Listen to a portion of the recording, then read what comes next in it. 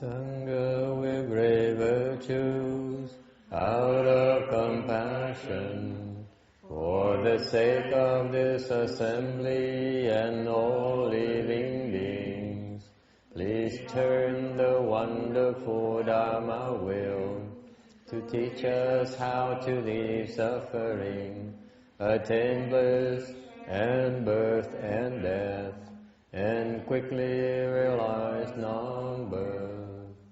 Cung thính đại đức tặng thịnh, vì thứ pháp hồi cấp nhất thiết chúng sinh, tình chiến diệu pháp lương giáo đạo ngã môn, như há liêu sinh tử ly cố đàng lạc, tốc chứng vô sanh. Homage to the Blessed, Noble, and Perfectly Enlightened One.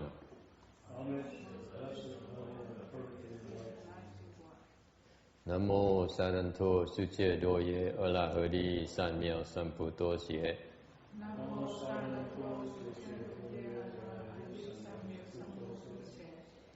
Nam mô Tát Đăng Tha Tô Đa Yara Araha De Tam Miệu Tam Bồ Đà Tọa.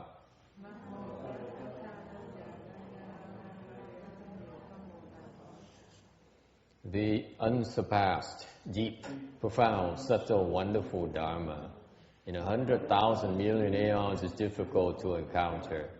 Now that I've come to receive and hold it within my sight and hearing, I vow to fathom and thus come one's true and actual meaning.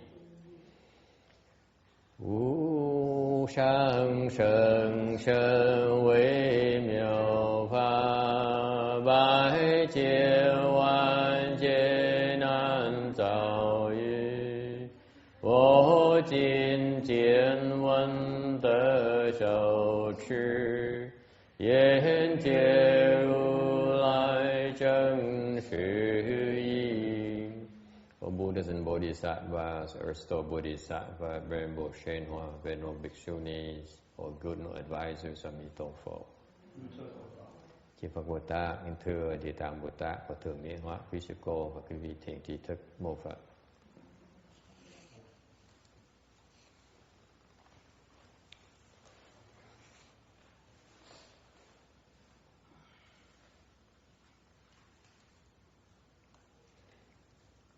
We're continuing with the Earth Store Sutra lecture, giảng Kinh Địa Tạng, tiếp tục giảng Kinh Địa Tạng. Last time we talked about some delusions that we as human beings are subject to.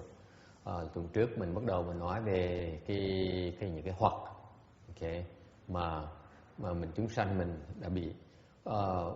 For us, normal people, common people, we suffer from something called coarse delusions. Người thông thường chúng mình á, bị có một cái loại hoặc gọi là thô hoặc. Okay. What are those coarse delusions?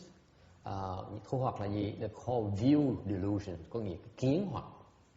View delusions meaning that we have these views of the world that are incorrect. Kiến hoặc có nghĩa là gì? Có nghĩa là những cái kiến thức của mình nhìn ra ngoài, cái nhãn kiến mình nó trật. Okay? What are those wrong views, erroneous views? They're called coarse delusions. They're delusions because they're wrong. Gọi là hoặc là tại vì mình trật. Okay, so what are the coarse delusions? What are the view delusions are we talking about? The 5 kinds of view delusions. Okay, but before I go into them, okay, let me go back to you. What the definition of delusion, view delusion is. Có 5 cái loại kiến hoặc. Nhưng để trước khi mình nói chuyện kiến hoặc về rõ ràng hơn, thì mình nói đại khái mình định nghĩa biết kiến hoặc là cái gì. Okay, view delusions are basically when you face with something outside, you give rise to greed and love. Kiến hoặc có nghĩa là gì? Khi mình thấy cái ngoại cảnh bên ngoài đó, bộ nhiên cái lòng, cái tâm nó dấy lên cái lòng tham với lại cái lòng yêu. Okay? For instance, you go home and you look at your daughter and you give rise to this feeling of love. That is called view delusion.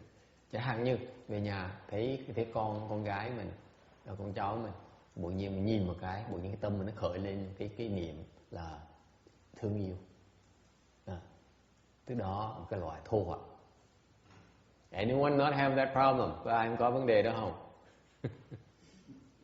Come on, raise your hands. Everyone has that problem? Ai cũng bị cái vấn đề hả? See, we are all subject to coarse delusions. Okay. Mình bị kẹt cái chỗ này. Okay.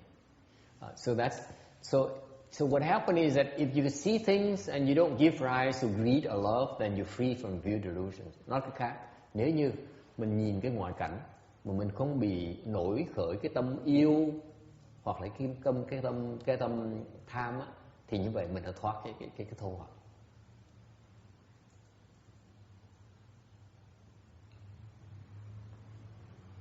Okay. They come very fast. Cái thô hoặc á, nó tới một cách chốc nhón, nhìn một cái là tự nhiên gợi lên cái tâm ngay lập tức. The moment you encounter a state, the moment you look outside, okay, that coarse delusion comes instantaneously.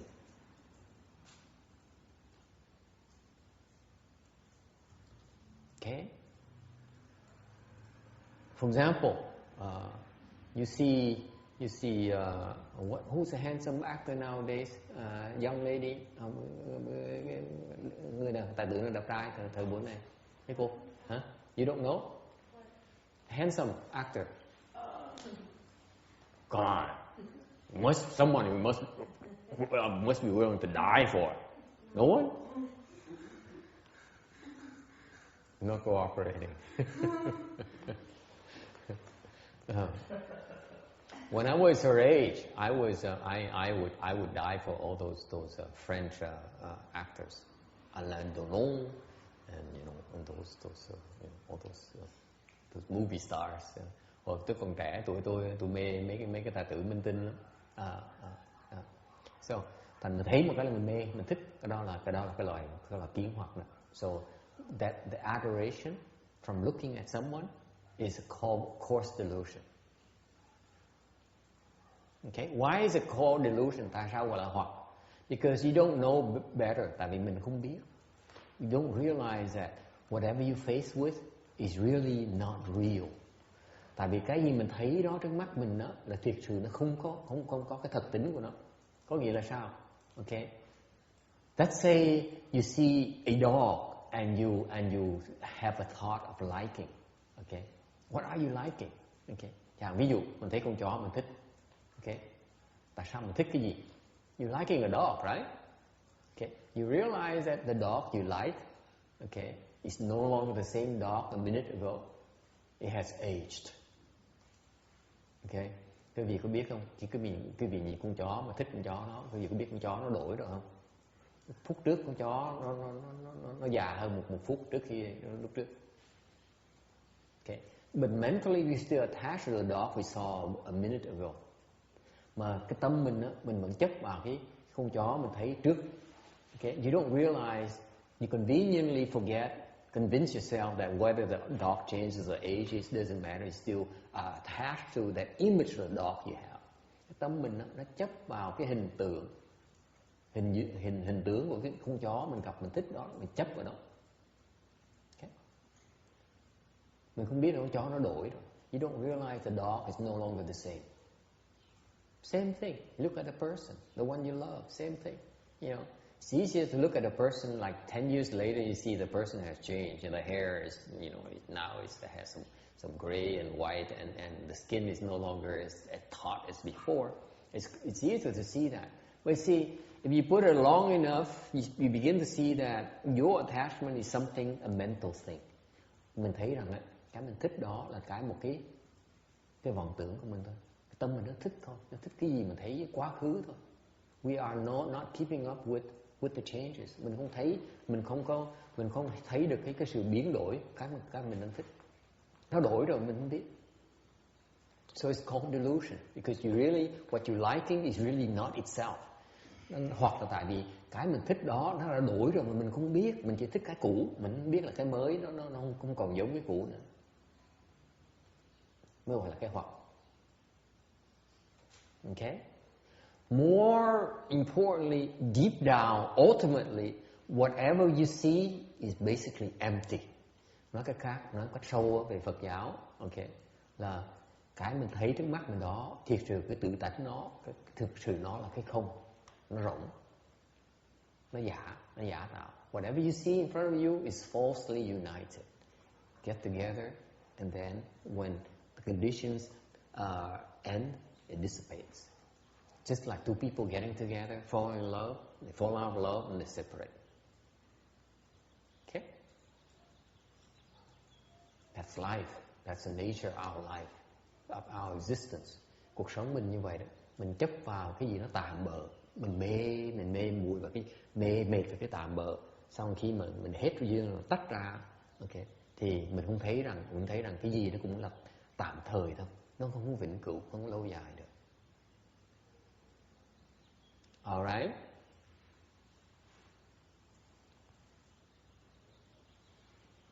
Okay, so that's called view delusion. Cái đó gọi là cái thô hoặc. Okay. Because there are 5 major kinds of view delusions. Có 5 cái loại thô hoặc, cái kiến hoặc mà phải biết. You need to know in general 5 kinds. Okay.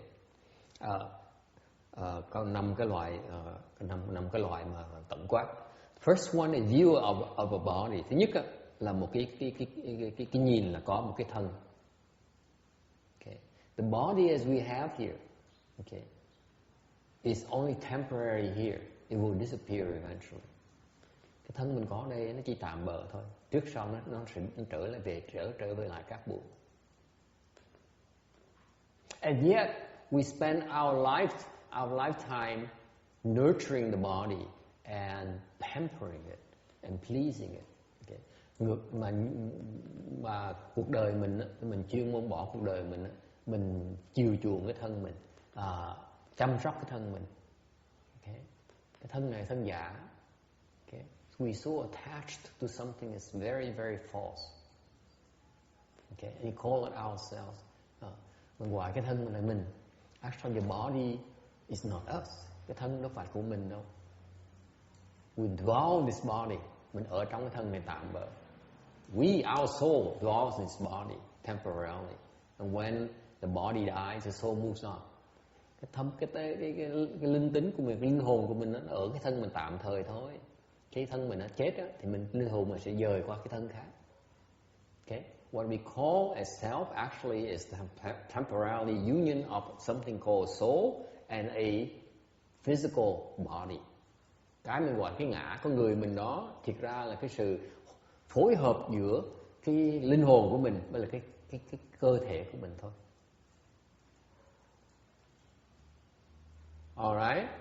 So, in Buddhism, we try to tell you that the body you see here is simply a temporary body. That's why it's called a false body. Okay. Trong Phật giáo nói là một cái kiến hoặc có nghĩa là thấy được cái thân mình là thiệt sự thì ra cái thân mình chỉ nó tạm bợ thôi, nó tạm thời thôi. Alright? So if you are so attached to the body, then you have a form of view delusion. Nếu mình chấp trước với cái thân mình quá, thì gọi là cái kiến hoặc. Second kind of delusion, view delusion, cái loại kiến hoặc thứ nhì. You see that you believe there are 2 kinds of views out there, non-Buddhist views, where they say permanence or annihilationism, meaning that everything is permanent forever or everything disappears. It never comes back. Okay, those are the prevalent viewpoints in India when Buddha brought Buddhism to India 3,000 years ago. 3.000 năm trước khi mà Phật đem đem Phật giáo ra giảng cho truyền bá trên bên Ấn Độ, thì bên đó sư đó họ có hai cái loại kiến thức như vậy. Họ nghĩ rằng thường có nghĩa là cái gì nó cũng nó hoàn toàn như vậy, hoặc là cái kiến thức thứ nhì, hoặc cái gì gọi là cái hỏi, có nghĩa là cái gì nó sẽ trở thành cát bụi. Okay. In other words, they believe that if you are a dog, you will always be a dog. When the soul changes body, you have to change to the next dog. Or it's the same thing, you're human, you always become a human. Okay. Chẳng hạn như cái thường như là sao họ nghĩ rằng là một khi mà khi mình đổi thân mà đổi là cái thân như loại mình có thân chó bây giờ, thì sau cái thân thứ nhì mình cũng là cái thân chó thôi, không bao giờ đổi hết. Okay. That's permanence, the view of permanence. That is incorrect. Okay. Nothing ever changes. And the opposite of that, the opposite end of that is that the view of annihilationism, meaning that everything disappears.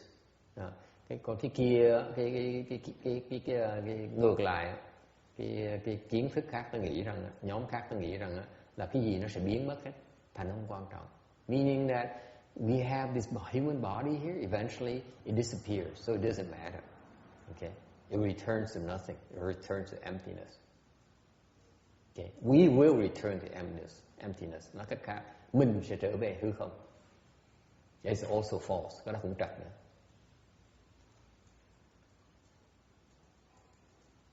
Okay, those are false views. The third kind of erroneous view is a view of, it's called deviant views, meaning that you believe there's no cause and effect. Cái kiến hoặc thứ ba gọi là tà kiến. Tà kiến có nghĩa là mình tin là không có nhân quả. In Buddhism says that the universal law is the law of cause and effect.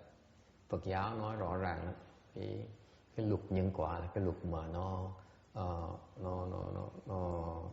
áp dụng cho tất cả cái thế giới này. Không ai chạy ra thoát khỏi cái luật nhân quả. No one is beyond the cause and effect law. No one is beyond that, including Buddhists. Ngay Phật cũng ở trong cái luật nhân quả đó nữa. Okay, and yet the deviant views people, they do not believe there is such a thing as cause and effect. Những người có tà kiến họ nghĩ rằng không có cái luật nhân quả. The law of cause and effect says, very simply says, whatever you plant the seeds for, that's what you're going to get down the road. No two ways about it. Okay. Luật nhân quả là sao? Mình trồng cái nhân gì đó, thì sau mình hái cái quả đó, không chạy đâu được hết. You plant the seeds of harming others. Mình trồng cái nhân để hại người ta. In the future, you will be harmed yourself. Nếu mình trồng cái nhân hại người ta, thì trong tương lai mình chắc chắn mình sẽ bị hại, không chạy đâu được hết.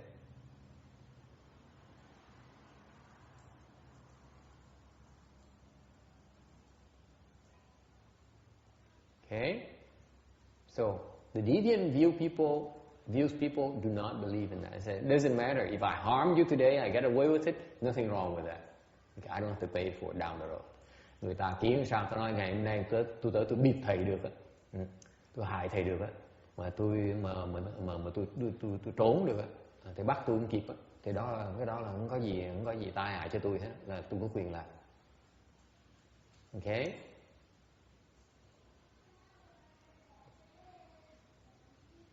Alright, any questions? Ai thắc mắc gì không về cái tà kiến? On the three view delusions so far? That's wrong. All three is wrong. And then number four, the view of grasping at the views. Cái loại thứ tư là cái loại kiến thủ kiến. Có nghĩa là sao? It means that you mistake what is when you are mistaken about the effects. Cái kiến thủ kiến có nghĩa là mình lầm lạc về cái quả. You mistake whatever is not a cause, an effect for an effect. Nói cách khác là mình thấy cái đó, mình nghĩ đó là cái quả, thực ra không phải là cái quả. For example, When we cultivate, when you practice meditation, there is a monk who reach fourth dhyana. Chẳng như một thầy tu nghe họ tu tới cái họ thiền tới đắc được cái tứ thiền. Họ nghĩ rằng là họ đắc được tứ quả là hạng. They thought they attained sacred. Okay, but they're so far from it. Họ không biết rằng họ còn xa lắm. Okay, so therefore they're mistaken about the cause of the effect of the cultivation. Họ lầm lạc về cái sự kết quả của cái việc tu hành của họ. Họ nghĩ cái pháp đó đưa tới một cái kết quả mà nó lầm về kết quả đó. Okay? Common for people who cultivate, những người tu hành ta bị lầm lạc chuyện này nhiều lắm. But not for us. Người thường mình thì chắc không bị cái chuyện này. And finally number five is that you mistake what is not a cause for a cause. Ngược lại, cái thứ năm là mình lầm gọi là cái giới thủ kiến. Có nghĩa rằng là mình tưởng cái đó là cái nhân mà thiệt ra không phải là cái nhân. For example, for these people are high level cultivators. Họ có một tí trình độ. Okay. They open their spiritual eyes. Họ mở mắt ra, họ thấy rằng they see that the dog dies. Họ thấy con chó nó chết, xong nó hồn nó biến, nó thăng được quả tim làm trời. Thành họ nghĩ rằng họ muốn sau này họ muốn làm trời thì sống như con chó, thì sau trồng cái nhân làm trời sau này. So what happened is they open the spiritual eye, they see the dog die, and then see the dog be reborn into the heavens. And they say, wow, then now I understand the dharma for being born in the heavens. Never mind about Catholic teaching. The Catholics have it all wrong. Họ nói rằng thấy con chó sinh được quả trời, nói bên Công giáo, những bên Công Chúa giáo họ trật rồi. Muốn sinh với Chúa Trời không cần phải bố thí. You don't need to practice giving like the Catholics preach. It's useless. All you have to do is live your life like a dog. Okay. Mình đâu cần bố thí làm gì. Như bên Công Chúa giáo họ khuyến khích là mình phải làm việc từ thiện. Cần làm từ thiện làm cái gì? Mình chỉ sống một đời mình giống như con chó nha. Meaning that you eat the dog's food, you sleep, and you live just like a dog. Mình sống như cuộc đời như con chó. Eventually, if you live like that, then you plant the cause to be reborn in the heavens. Nếu mình sống một đời như vậy, mình trồng cái nhân sau mình chết, mình sẽ thăng quả thăng thiên. Tôi thấy rõ ràng, tôi thấy thăng chó thành trời mà. He basically saw a dog, be born in the heavens. That must be it. Okay. They don't realize that the seeds for being born in the heaven is not from being a dog, it's from prior lives. Họ không biết rằng cái con chó trước nó trồng cái nhân để nó được sanh quả trời. Khi con chó nó chết những cái nhân cũ nó chín nó mới sanh quả trời, chứ đâu phải tại nó sống con chó là sanh quả trời. They don't realize that living a life like a dog has nothing to do with being born in the heavens. They're mistaken. Okay. All right. Any questions? So those are the course delusions. Yes? All right. And then, if you get rid of your course delusion, một khi mình trừ được những cái thô hoặc của mình có cái phần còn lại, cái phần gọi là mịn hoặc. Then you're left with the fine delusion, basically thought delusions. Đó gọi là gì? Có những cái tưởng, có những cái tư tưởng mình nó bị sai lầm. You have erroneous thoughts. Tư tưởng sai lầm là gì? What are thought delusions? Cái tư hoặc là cái gì?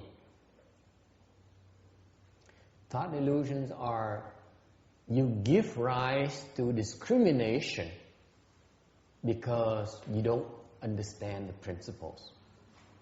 Tư hoặc là cái tâm nó sanh lên cái sự phân biệt vì mình không hiểu cái nghĩa lý, mình hiểu cái giáo lý. Okay, let's see how that applies to you. Chắc cái này không phải là vấn đề quý vị đâu. For example,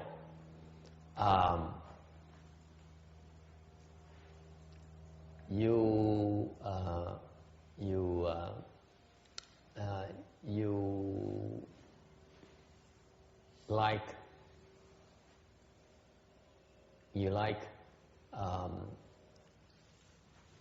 pastries, and you dislike the bitter medicine. Is that the case? Yes? Oh yeah, of course. Of course, right? Everyone, right? Mình thích ăn đồ ăn ngọt, mình thích uống thuốc đắng. Okay. You like praises, you do not like criticism. Bởi vì nghe ta khen thưởng mình thích, còn không thích người ta chê bai mình. Is that the case? Right? So discriminating good and bad, okay, ugly and nice looking, okay, that's called discrimination, okay. Cái tâm phân biệt, mình cứ phân biệt cái này tốt, cái này xấu, okay. Cái giàu, cái này nghèo, okay. That's called thought delusion. Cái đó gọi là tư hoặc. Okay. If you face with a state, mình nhìn ra ngoài, cái tư tưởng mình có sự phân biệt, mình phân biệt hai cái với nhau. You always discriminating when you see something. That's called thought delusion. Anyone not have that problem? Ai không có vấn đề đó không? Can you see something and I say, and not wish it's that you don't look at a crow and wish the crow is white instead of black. Okay. Có bao nhiêu thấy con chim quạ đen mà cứ mình xích xoan phải chim con quạ nó màu trắng, nó đẹp hơn không? Tâm phân biệt. Okay. Đó là tư hoặc. That is thought delusion. If you discriminate, you have thought delusions. We are constantly discriminating, aren't we? Okay. Mình luôn luôn phân biệt, phải không? Tâm mình luôn luôn phân biệt, phải không quý vị?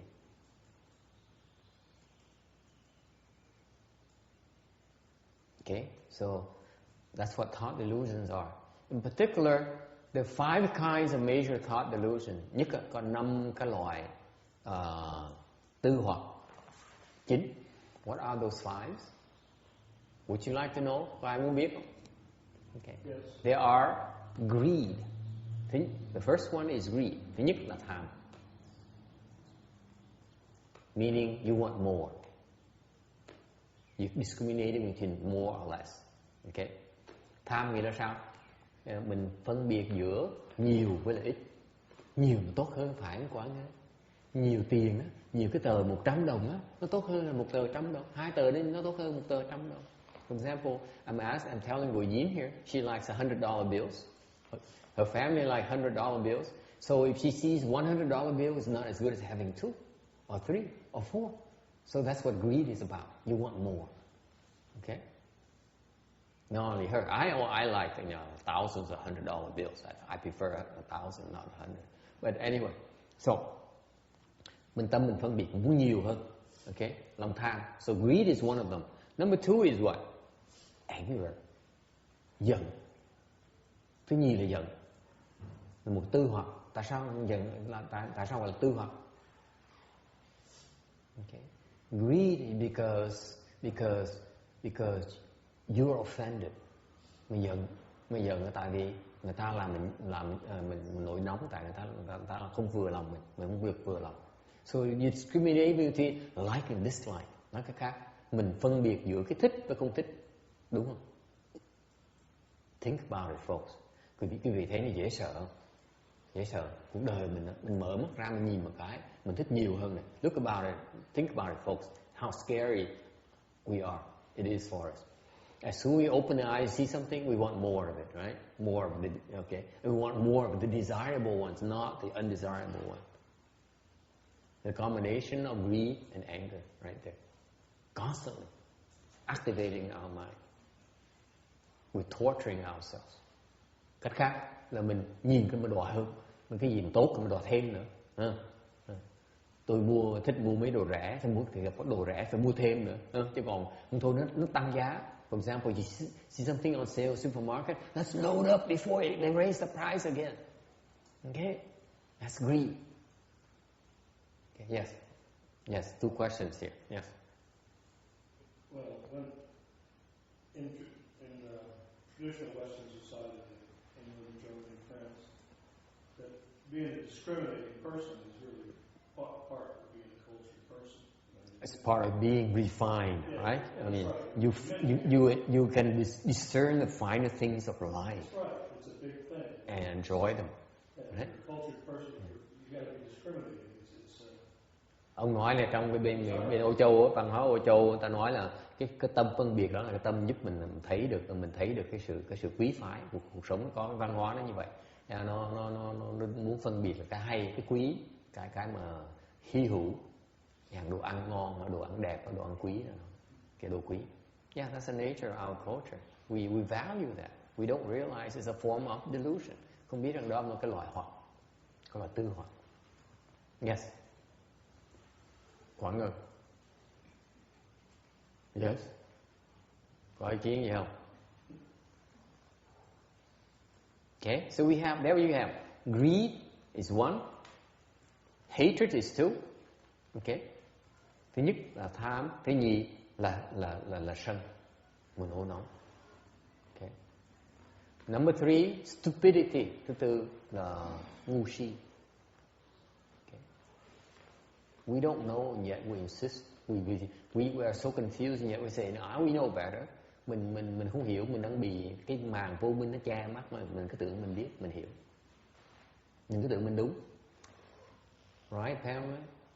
We believe we're right. Okay. Ai cũng nghĩ mình đúng hết. Mình có chánh nghĩa. We on the side of principles, on the right side. In particular, one thing is very dangerous. Cái chuyện rất nguy hiểm nhất là cái là mình tưởng mình có chính nghĩa.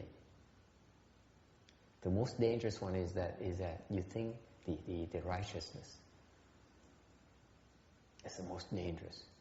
You're so righteous about everything, aren't we? This country, in particular.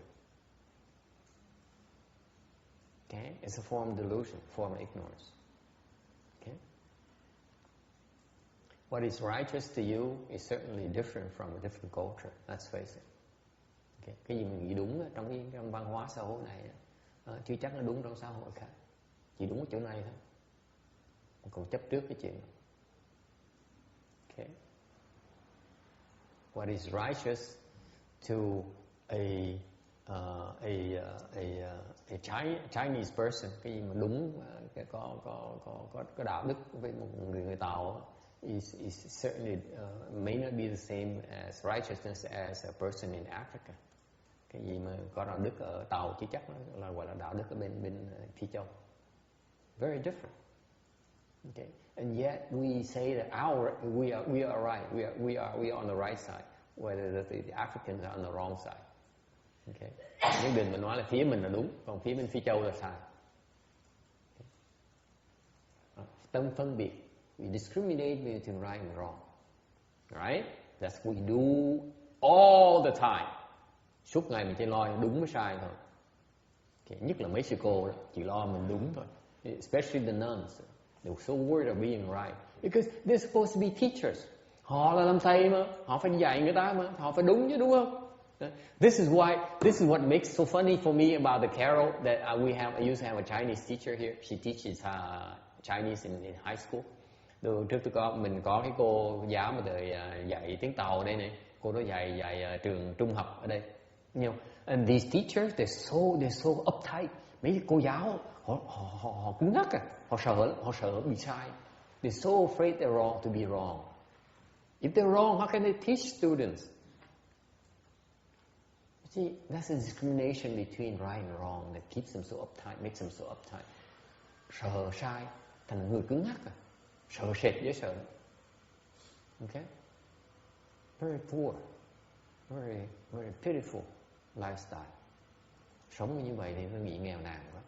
Quý vị đồng ý không? Okay? Of course we're right. And sometimes we're right, sometimes we're wrong. Lâu lâu mình đúng, lâu mình sai, chuyện thường. Tại sao phải sợ? Okay. What right becomes wrong in time. Cái gì nó đúng trong tương lai nó thành sai. Nó chỉ tạm bợ thôi. Everything is temporary, is transient. Cái gì nó cũng đổi. Okay.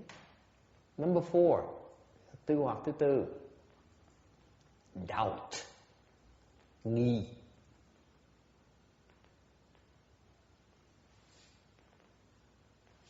Is it for real? These principles here he's been talking to so far, are they for real? That's too weird. Mấy người mới tới nghe lần đầu tiên cái Phật giáo mình, nhất mấy người ngày tới đầu tiên đó, nghe ủa sao mấy cái giáo lý gì kinh hoàng dữ. Sáng thì nói rằng là khổ, không có được yêu, không được thương. Chiều thì nói là cái thương yêu mấy cái này là toàn là mê hoặc, bị là gọi là bị hoặc hết, thô hoặc với là mịn hoặc hết. Cái này đều là sự vô minh của mình hết. Có thiệt có đúng không? Quý vị nghĩ tưởng tượng người ta lần đầu tiên tới mình giảng pháp mình dễ sợ không? Not like we go easy on the new people. The new people who come here and say, oh, Buddhism is very easy. You go A, B, C, D and so on. No, we talk to you all the way back to Z already. Way the end of Buddhism, the high level thing. And you makes you wonder. You say, wait a minute, these guys are they for real? Okay. Does he really love me, or does he only love me because of my body? Người ta thì người ta yêu mình, nó tại vì thương mình, nó tại vì thương mình, tại cái thương cái thân mình thôi. Why? What's so funny about it? Because it's so true. Well, text, let me tell you what my problem is.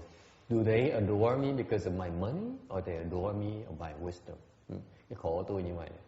Mình thành mà thầy pháp sư thì mình biết mấy người học trò tới tôi thích tôi, thương tôi tại vì thương tiền của tôi, lại thương cái huệ của tôi. Không biết được. You never know.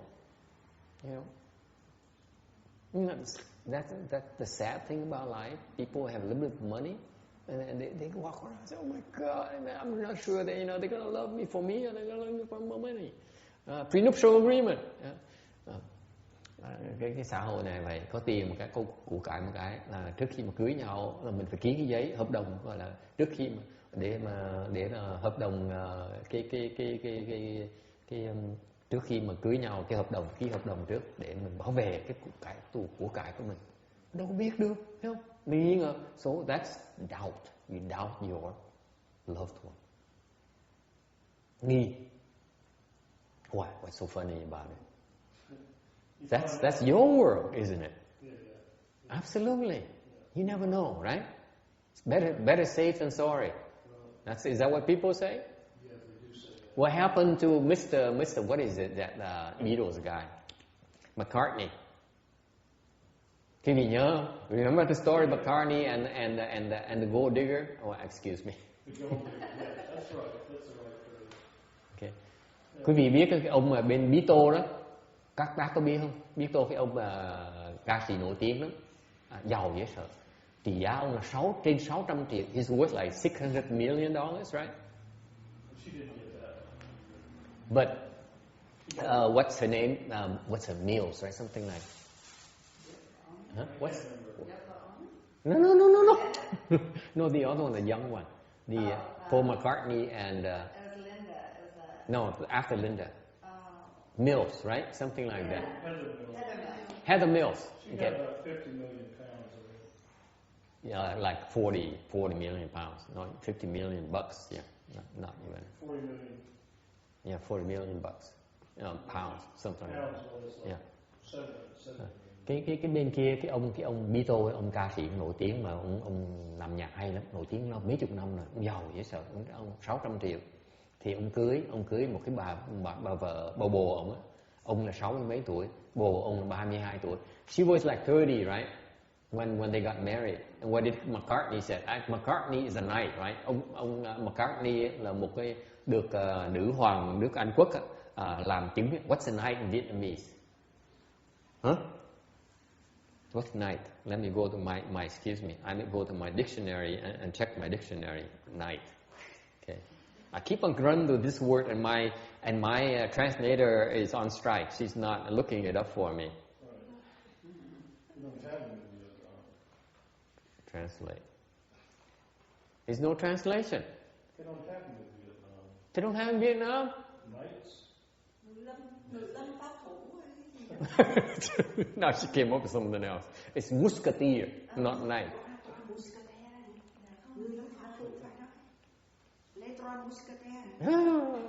Người lâm pháp tù đó là musketeer chứ không phải musketeer. She gave me a translation musketeer, not knight. Okay. You know, knighthood is in the king. Là bên kia họ làm loại là hoàng tộc chỉ như vậy luôn. So they knighted Paul McCartney. Okay. And the guy is very wealthy. Ông này là ông người đàng hoàng, người rất là tốt. Khi mà ông cưới bồ ông là 32 tuổi, ông 60 mấy tuổi. He's 60s and she was in her 30s, right? And she's a model, bà đẹp gái nữa. Hôm cưới thì một chuyện xảy ra. His lawyer said we should sign prenuptial agreement. Nói là không phải ký hợp đồng trước khi lập hôn nhân. Ông McCartney, ông ca sĩ nói không được. Tôi là người đàng hoàng, tôi tin vợ tôi. McCartney said I'm a knight and I trust my wife. I think she loves me. I don't need any prenuptial agreement. Thì ông nói vợ tôi thiệt sự bà thương tôi đó. Cổ trẻ mà cô thương tôi lắm. Thành ra tôi tin tưởng cổ, tôi không ký hợp đồng. Guess what? How long did the marriage last? 6 or 7 years, something like that. Maybe. Not even 6 to 7 years. Very short, actually. No more than that. Very short, a few years. 4 or 5 years. Yes. Vài năm bà kia ly dị, đòi chia đôi gia tài. She asked for half of the fortune, right? She was psycho. He's running around talking about how hard done last year. Yeah. So anyway, that's why this day and age you have to be careful. You never know, right? That's called doubt. Bởi vì cái xã hội này bây giờ như vậy, bây giờ mình đâu biết được, phải ký giấy mới tin được. Đâu gọi là cái nghi đó. Okay? That's a form of thought delusion. Doubting someone else, being doubtful is a thought delusion. Okay? In particular, you doubt that the Buddhas and the Bodhisattvas and the Buddhists are up to something. They're trying to cheat you. Nhất là nghĩ rằng là mấy Phật Bồ Tát tới bịp mình, dụ mình. They want to convert us and then get our money and hang us up high and dry. Okay, that's the thing. Actually, you can't trust these Buddhist guys, especially these monks. Look, he has no hair. How can you trust someone who's that bald? Doubt. Okay. The danger of the doubt is that you doubt because you discriminate between right and wrong, or false and true. Tại sao mình nghi? Tại mình có sự phân biệt giữa cái sự thật với lại cái giả. Nhớ không? Cái tư hoặc là cái mình phân biệt cái thật với giả. Okay? So remember, the doubt delusion, the form.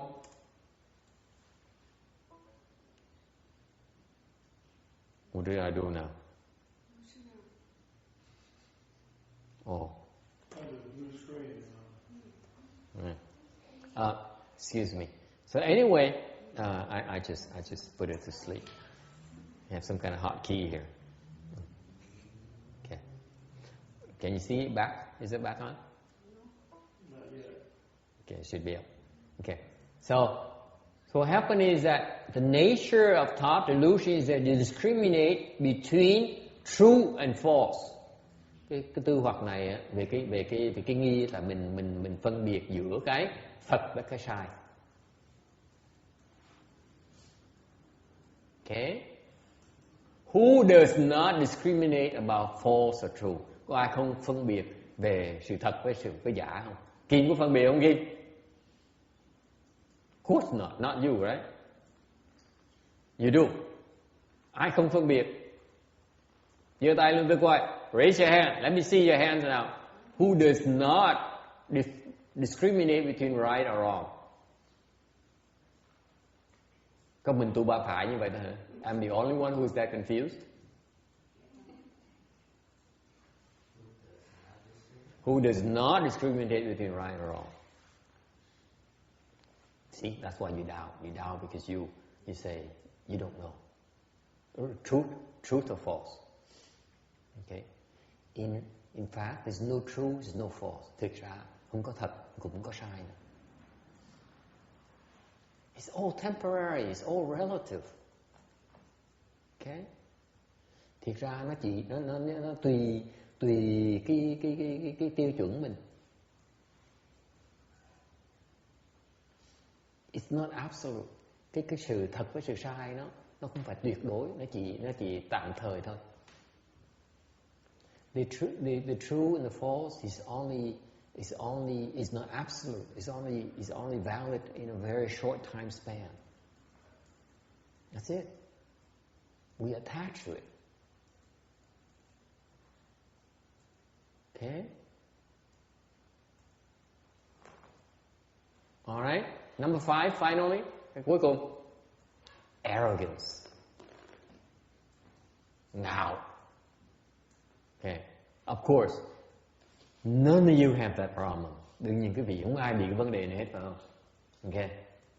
What's arrogance? You think you're better. Mình hơn người ta. Đúng không? Arrogance is you think you're better. Meaning you discriminate what? Arrogance mình đang phân biệt cái gì đây? Anyone knows? Đang phân biệt cái gì đây Quảng Ngân? Mình ngạo là mình phân biệt cái gì?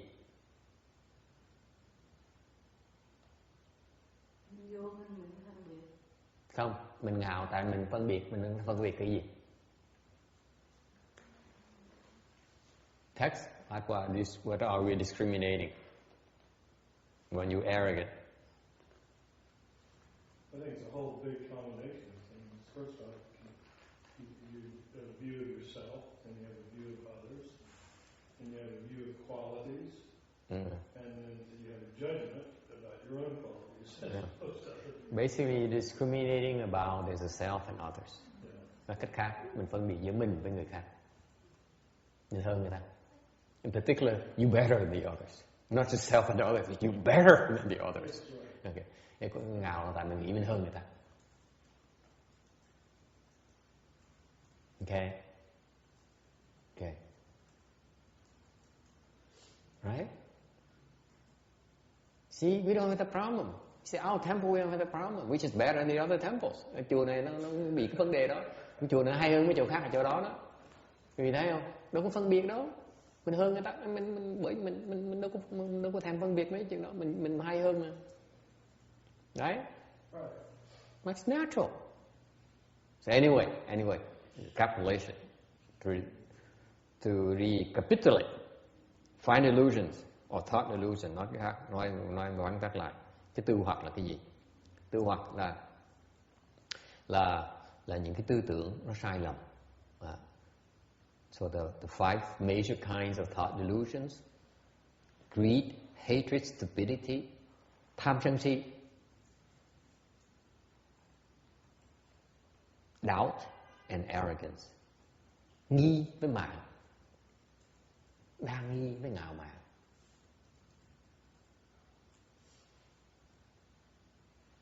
Okay? Any questions? You know, let me tell you something that's very personal for me. Quý vị biết không?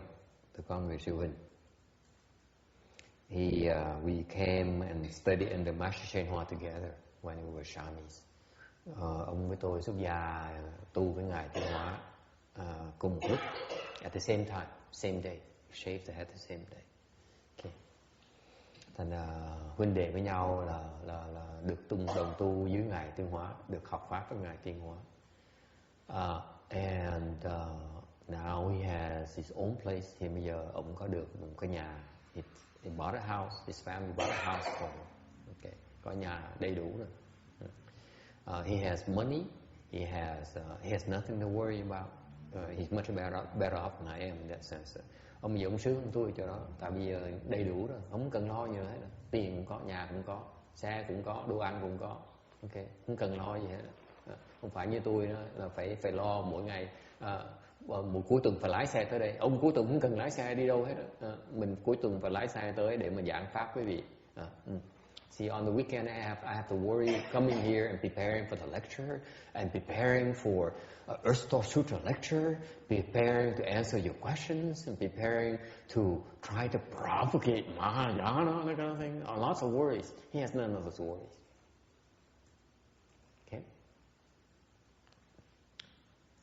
And I came and paid him a visit. Tôi thăm ông. I saw him afflicted with greed, hatred, stupidity.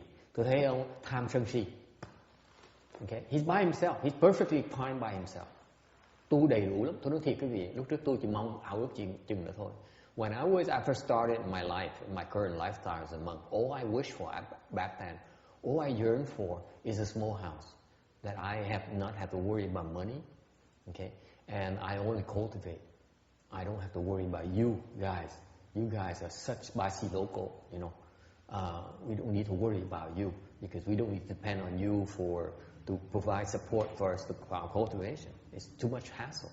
Okay, we need to kiss up to you, that kind of thing. Hồi trước á, mình chỉ ao ước mình được ở chỗ nhỏ nhỏ mình sống thôi, mình tu thôi, mình không lo chuyện gì hết á.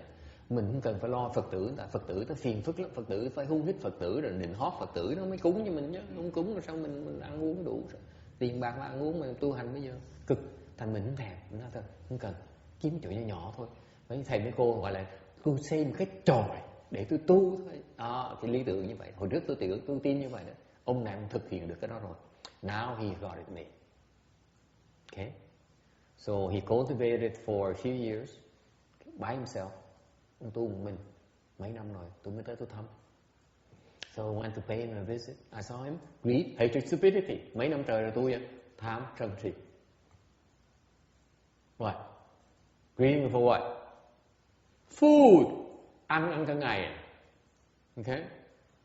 Buồn mì một cái rồi dẹp ra. When he feels like it, he goes, opens the fridge, gets something to eat. Afternoon, 2 in the afternoon, get some ice cream. It's so hot today. That's ice cream. What's the hurry, right? Greed for food. Cái thứ nhất, tham đồ ăn. Ở một mình đâu ai dám nói. Tôi tới đó tôi phải ăn theo nữa. When I was there, I convenient also greedy for food as well. Because who am I? I'm a guest, right? You join in. Tôi cùng ăn với ông cho nó vui. Chứ không phải lỗi tôi nha. Đó là mình giữ mình phá giới với sư huynh rồi thôi. Không phải lỗi của tôi. So you greedy for food. Sân si. Hatred. We talked about the bad times we had when we were together back then at the upper temple, and he still has not forgiven all those, the people who were mean to him. Ngay mấy năm rồi á, mà những thầy trước mà còn đối với ông không được tử tế, ông còn giận, ông chưa tha thứ nè, dễ sợ hơn vì mấy năm trời. Does it ring a bell, Pamela? You don't resolve those issues, it's faster after a decade, 2 or 3, makes no difference. It's still there. Okay? Stupidity, ngu. Là sao? Tưởng mình có pháp mà tu rồi. He thinks he knows how to cultivate. Why do I say that? I paid him a visit for so far now a few times, and over the span of over a year, tới thăm ông hơn 1 năm rồi, thăm vài lần rồi. Sau 1 năm trời tu gắt gao như vậy, he cultivated for over a year, zero progress. Sau 1 năm trời hoàn toàn không tiến bộ, cứ nghĩ mình ngon, gọi là ngu. Cái si nó dễ sợ như vậy, nghĩ mình biết. Cô Liên à, mình nghĩ mình biết, tôi biết mà, tôi tu được mà, tôi đủ hoàn cảnh mà tu mà, tôi đầy đủ mà, chắc chắn tôi sẽ thành mà. Sau 1 năm trời không đi tới đâu hết á, cứ ngắt một chỗ, dậm chân một chỗ. After 1 year, zero progress. Stupidity, don't know, you can't recognize, you're so still confused. Cứ biết mình, cứ nghĩ là mình biết tu rồi. Okay, stupidity. How about doubt? Nghi. Okay, I saw that. It broke my heart. Okay, he's my elder brother, Dharma brother. Đây là người sư huynh của tôi. Okay, tôi có cái nguyện nhỏ nhưng mà I have this small vow. I said all masters train our disciples. Okay, I will help all of them become Buddhas before I become Buddhas. Tôi nguyện là những cái người mà xuất gia, đệ tử xuất gia Ngài Tiến Hóa đó, người đệ tử Ngài Tiến Hóa đó, Tất cả họ thành Phật rồi tôi mới thành Phật. Meaning Go Yin better hurry up hả Go Yin. Có nghĩa là cái bà Quả Ngân này lập đức mà tu lẹ thành Phật chứ bạn đừng bắt tôi đợi lâu quá. Okay. And my Dharma brother is also a disciple Master Shen Hoa. Ông đó cũng là đệ tử của Tiêu Hóa nữa. Ông không thành Phật chừng nào tôi mới thành Phật được. Tôi mới đau đớn, cái tâm tôi nó bể, nó rạn, trời ơi, sư huynh tôi mà sao kẹt dễ sợ vậy. It broke my heart because I saw him stuck big time. Okay? So I drop hints. Mình nói xa nó gần. Mình nói là thầy có biết không? Đệ tử của tôi á, tới cái cô kia, cô vào cái cô sơ thiền, cái xong cô có 6 tháng cô nhảy lên tam thiền lập tức. Cô giỏi dễ sợ luôn á. Xong rồi năm sau cái cô lên tứ thiền. Không người khác là ta lên 2 năm ta lên vô sắc giới. So I said my students, they're not Buddhists, they're not my disciples. They came to me and they came in first dhyana. Within a few months they reached third dhyana. Within a year they reached fourth dhyana. They're not even disciples. They're not even Buddhists. Doesn't matter. And others have reached even higher realms. I try to drop them in. Why am I saying that? Because I'm trying to say, maybe those guys know something that you don't. Okay? Ý tôi nói là mình nói khéo, nên là không phải nói chê người ta là khen người khác, mình nói là cái khéo là người ta tu cái gì đó, tự nhiên ta biết cái gì đó mà như mình không biết, thầy không biết. You know what? Biết không nói gì không?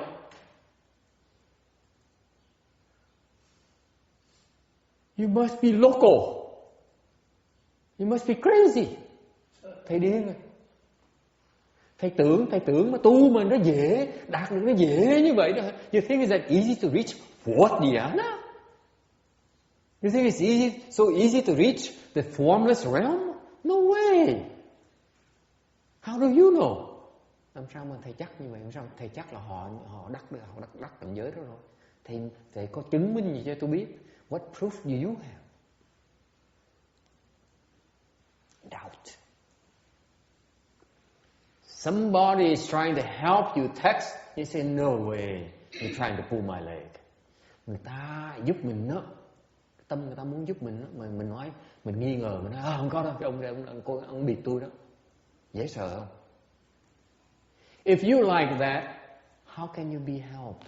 Nếu tâm mình như vậy, mình nghi người ta như vậy, làm sao người ta giúp mình được? Thấy nghi nó tai hại dễ sợ. See how dangerous doubt is. If I can help you, I can help him as well. Nếu tôi giúp được quý vị, thì người đó tôi cũng giúp được luôn. Đừng có giấu đâu. Not like I say, I teach you, I don't teach the other. I teach you all the same. Ai tôi cũng dạy chừng đó. Okay. Đâu có giấu đâu. Cái gì cũng đủ sức cũng theo không được thôi, chứ đâu phải tôi giấu đâu. Tôi đâu cần giấu đâu. I don't need to hide anything. You can't keep up with me. You can't keep up with my teaching. I don't need to hide anything. Okay?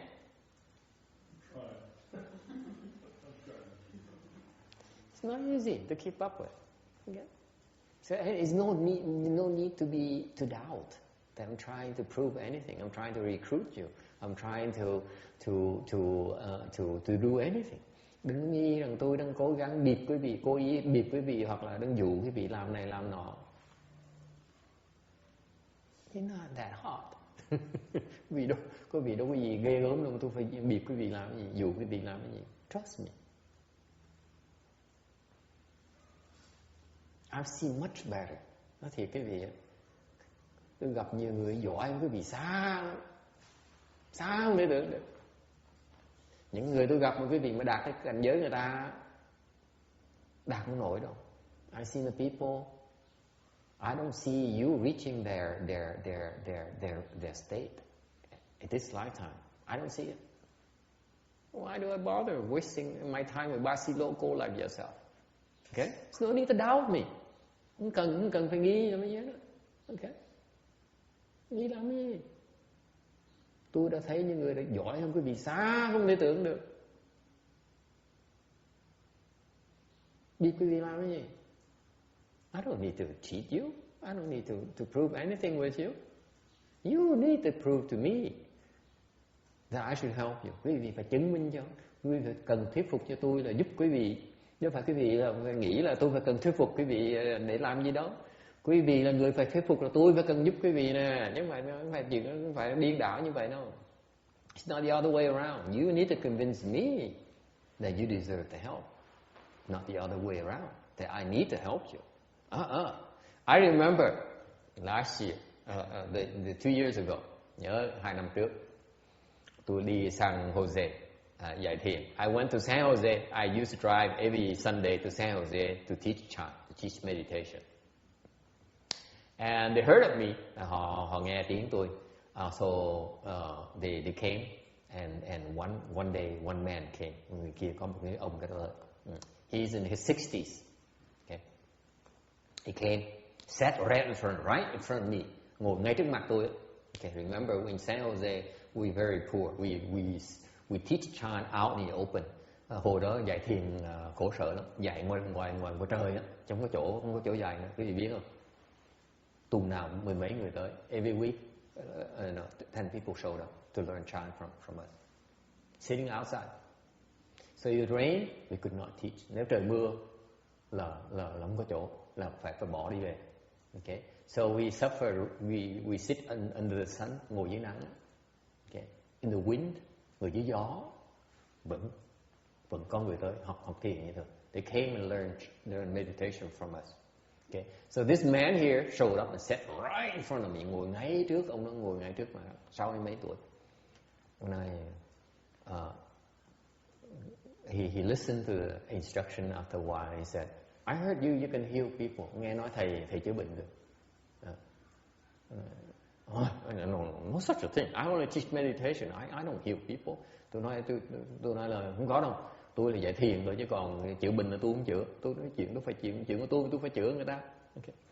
And he said, but you must just help save me. Ông nói là thầy nhất định phải giúp cho tôi, tại vì tôi bệnh nặng, thầy phải chữa cho tôi. Okay. I said, how much money do you have? Tôi nói, bác có bao nhiêu tiền?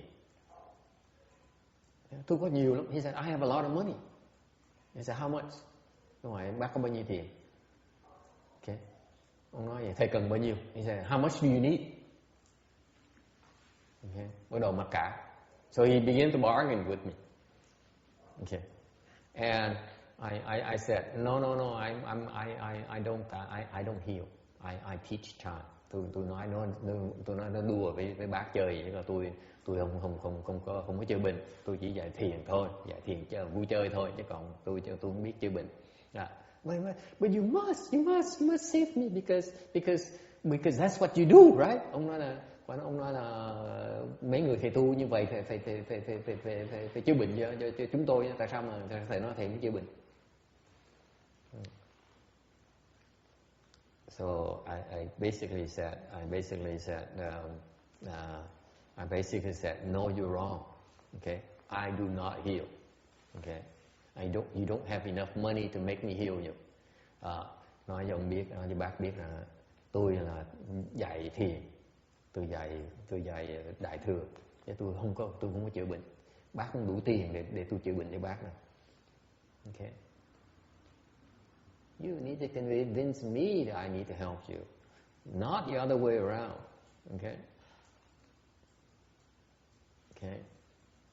Anyway, so thought delusions. Any questions on thought delusions? Okay. So that's doubt, and then finally arrogance. Cái cuối cùng, ví dụ cái ông thầy của tôi, ông sư huynh của tôi đó là cái ngạo. Okay. Arrogance. Okay. He looked at me and he said, I have a house, I have everything, you got nothing. Ông nhìn ông sư huynh nói là, ông nhìn tôi, ông nói là, tôi có nhà, tôi có cửa. Thầy bây giờ thầy không có chỗ thầy ở nữa, thầy không có chiếc xe nữa, thầy không có gì hết đó. Thứ mà thầy cũng phải thầy mở miệng thầy nói với tôi rằng là lúc nào mà thầy bị đuổi ra hết chỗ ở rồi, thầy thầy tới xin ở với tôi mà. Okay? He says, you have nothing. You have no house. You have no temple. You have no car. Okay? You even ask me for a room, just in case you have no place to stay. Okay? So, I'm better than you. My success is bigger than yours. You have nothing. You fail.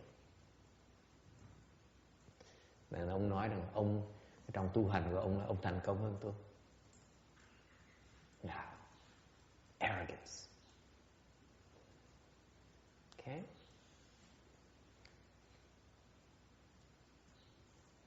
If cultivation success is measured in terms of temples, in terms of all the things there, then it's not Mahayana.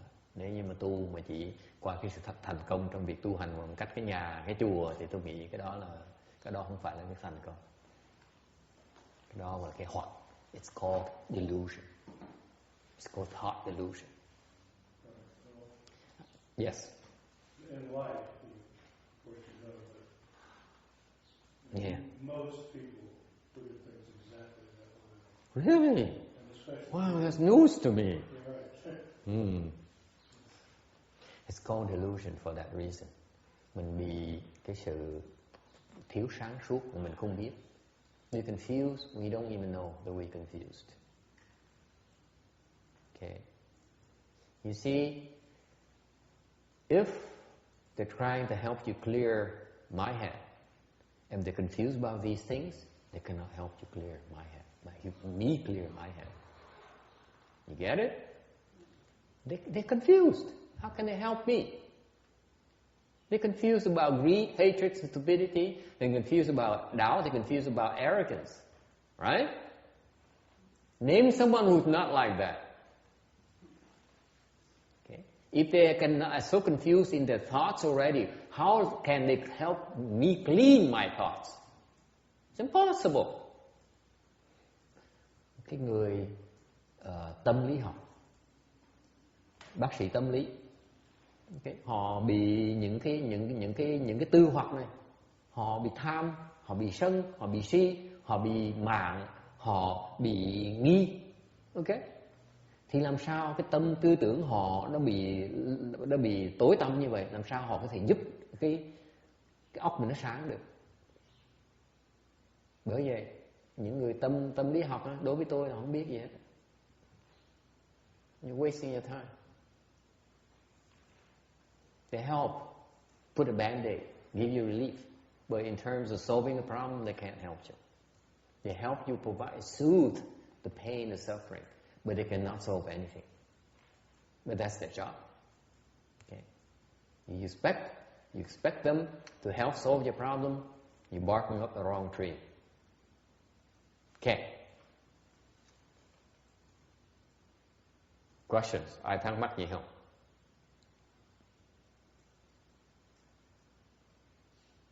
No problem, right? Isn't that depressing enough? Cái vị thấy không? Nó phiền phức như vậy. First of all, you have view delusion. Thứ nhất là có cái kiến hoặc.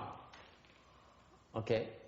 You see something and you give rise to greed and love. Thấy một cái là mình thích với mê, gọi là kiến hoặc. Okay. Mê xe hơi cho nó đẹp. Okay.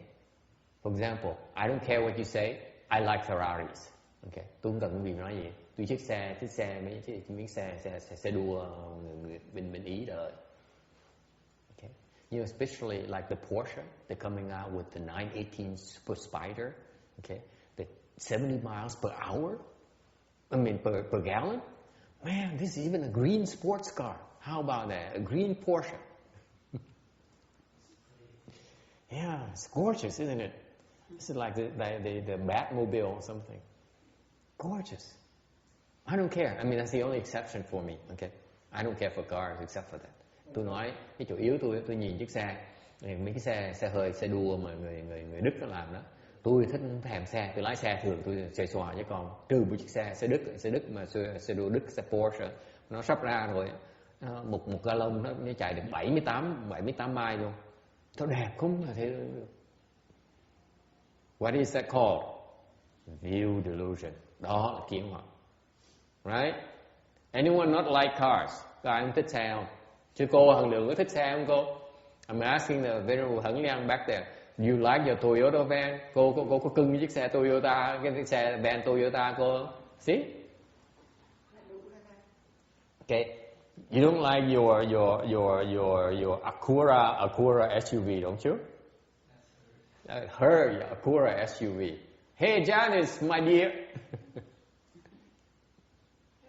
Are you attached to your Acura SUV? Not really? Not anymore. You used to be. Cô lúc trước là mê chiếc xe SUV của cô. Yeah, you sit in the chair you like. It's all right. Yeah. Okay. Sorry. It hurts. I'm not used to it. Yeah. Okay. You should see Tex the first month. He's like had 3 cushions back here, 2 down there, and he goes he moves and moves. If he finishes, he still does it. But now he's more. Now he does it without any cushions, which is small improvement. Just one. Used to be 4, right? 3, 2 right behind you, and 2 more on the side. Just can you lean this side? Okay. So anyway, so view delusions. Okay. Thought delusion. Xong rồi mình vừa kiến hoặc chưa đủ, còn bị tư hoặc nữa. All these private thoughts, những cái tư tưởng mình tưởng là không ai biết á, mình không ngờ những tư tưởng nó mê muội như vậy, đâu tưởng đâu có gì tai hại, đâu ai biết đâu. You think that all these private thoughts, private confused thoughts are no harm, right? Because no one knows about them. Wrong. Okay? Depressing, isn't it? That you thought you better than anyone else, and you'd be the last person to admit it. Cứ nghĩ mình giỏi hơn người ta, mình không bao giờ mình dám thổ lộ ai biết hết. Mình vừa đòi nói, tôi dở lắm, tôi tầm thường, cái sợ tôi không có ấy đâu, tôi không có đâu. Thiệt ra tâm những gì mình hơn người ta không. Okay, you think you're better? Let's face it. Okay, that's called thought delusion. Muốn nghe tiếp cái loại thứ ba, there's a third kind, even worse. Cái loại thứ ba này còn tệ hơn nữa. The third kind is much worse. Remember, the coarse and fine delusions are still can be classified into 5 major categories. Cái thô hoặc á, gọi là kiến hoặc á, hay tư hoặc á, nó còn được phân ra bằng 5 cái loại chính. Thô hoặc nó có 5 loại, cái mìn hoặc có 5 loại. Whereas delusions like dust and sand, ngược lại cái trần sa hoặc á, okay, nó nhiều đến độ không thể nào phân biệt ra được nữa, từng cái loại lớn này, so many of them that you cannot be classified into any major, a limited number of major, it's infinite classes of delusions. Nó nhiều đến độ mà không thể nào phân chia nó ra bằng một số nhỏ. Cái số phân chia nó ra nó quá lớn, nó quá nhiều đi.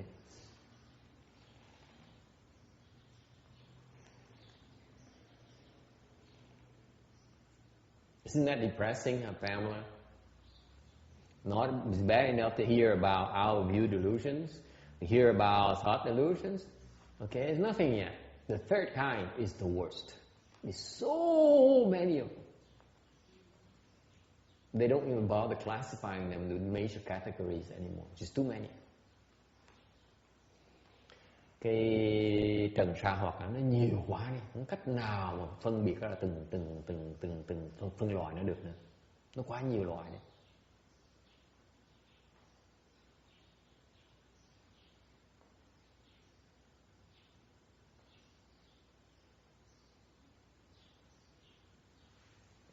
Okay. All right. Now, what does it have to do with us? Nó có từng cái trình độ khác nhau nha. Ordinary people like us, những cái người mà phàm phu như mình, we all have to climb through this first wall here. Mình phải trèo qua cái thô hoặc trước. Okay, we have to break through the coarse delusion before we reach first stage arhatship. Mình phải phá cái thô hoặc này mình mới đạt được sơ quả A-la-hán.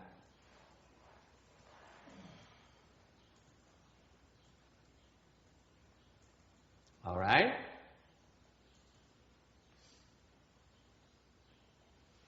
And then the thought delusions, trong cái gì á? Cái tư hoặc này, okay, it's between second through fourth. Cái tư hoặc này nó đủ loại hết, thì từ nhị quả tới tứ quả. So in other words, if you want to make it to second stage arhat, you need to break a small set of thought delusion. Nói cách khác, muốn đắc tới nhị quả A-la-hán phải chặt một cái số nhỏ của cái tư hoặc. Tam quả thì chặt nhiều hơn nữa. The third fruition of arhatship is more of this thought delusion you need to get rid of. Okay, and the fourth stage arhatship is many more. Cái tam quả A-la-hán thì phải nhiều hơn, cái tư hoặc phải nhiều hơn, phải chặt nhiều hơn. Tứ quả A-la-hán thì nó nhiều hơn nhiều nữa. Từ tam quả, tứ quả, cái tư hoặc nó nhiều không thể tưởng được. Between the third stage arhat and the fourth stage arhat, the thought delusions are incomparable. That's why fourth stage arhat is very difficult to attain. Bởi vậy cái tứ quả A-la-hán rất là khó. Oh, by the way, Pamela, arhatship is considered sagehood in Buddhism. Okay, a form of sagehood, meaning you have some wisdom. Before that, it's called ordinary people, meaning that you're confused. I mean, I'm confused. We are confused. Okay? Arhat is a sagehood. Okay? And there's the first stage, second stage, third stage, and fourth stage. So fourth is the highest. Okay, so now the fine delusions, okay, refers to the second through the fourth stage arhatship. Cái tư hoặc này nó liên quan tới cái nhị quả tới tứ quả A-la-hán. Questions? Ai thắc mắc gì không? And finally, number 3, cái thứ ba, trần sa hoặc, delusion like dust and sand. Okay. Refers to beyond arhatship. It's called three worthies. Cái trần sa hoặc này nó liên quan tới cái gọi là cái tam hiền. Hiền của hiền lạc, hiền của đệ tử xuất gia của tôi đó. Meaning that it refers to the dharma that I call my left form people, disciple, the xian. Okay. Regular people call ru. Left form people called xian, refers to this. Nói cách khác, người đệ tử tại gia của tôi là mới nhập thôi, nhập là mới sơ quả thôi. Còn cái hiền là hiền phải tới phải đấu tranh với cái trần sa hoặc này. Okay, any questions?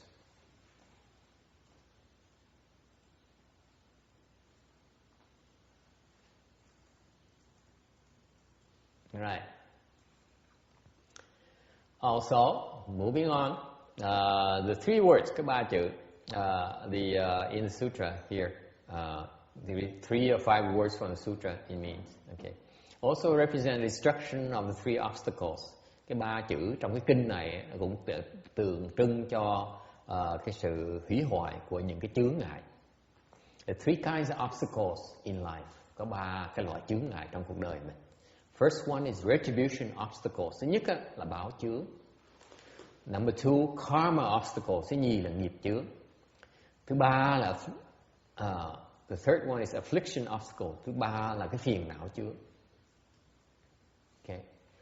Obstruction meaning obstacles or obstructions are the things that prevent you from getting where you want to go. Chướng có nghĩa là nó chướng ngại cái quá trình đi đứng của mình. Mình muốn tới đó như nó chặn mình lại, không cho mình tới đó. Alright? They're classified into three major kinds of obstructions. Ba cái loại chướng. Okay? The first kind is retribution obstacles. Thứ nhất là báo chướng.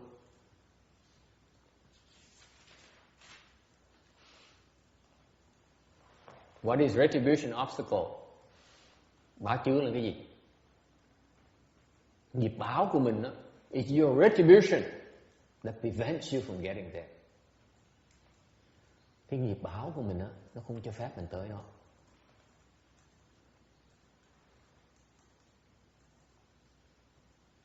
For example, ví dụ,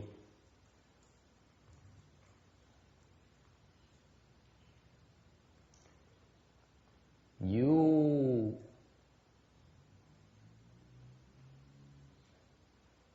hear that some people at the temple are cultivating Mahayana. Nghe nói cái chùa này nó đang tu hành gắt gao.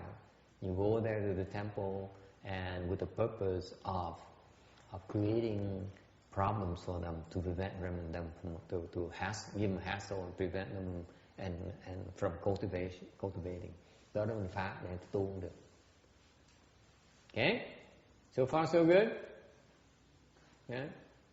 So mình tạo cái nghiệp như vậy, mình tới phá trừ tu hành người ta.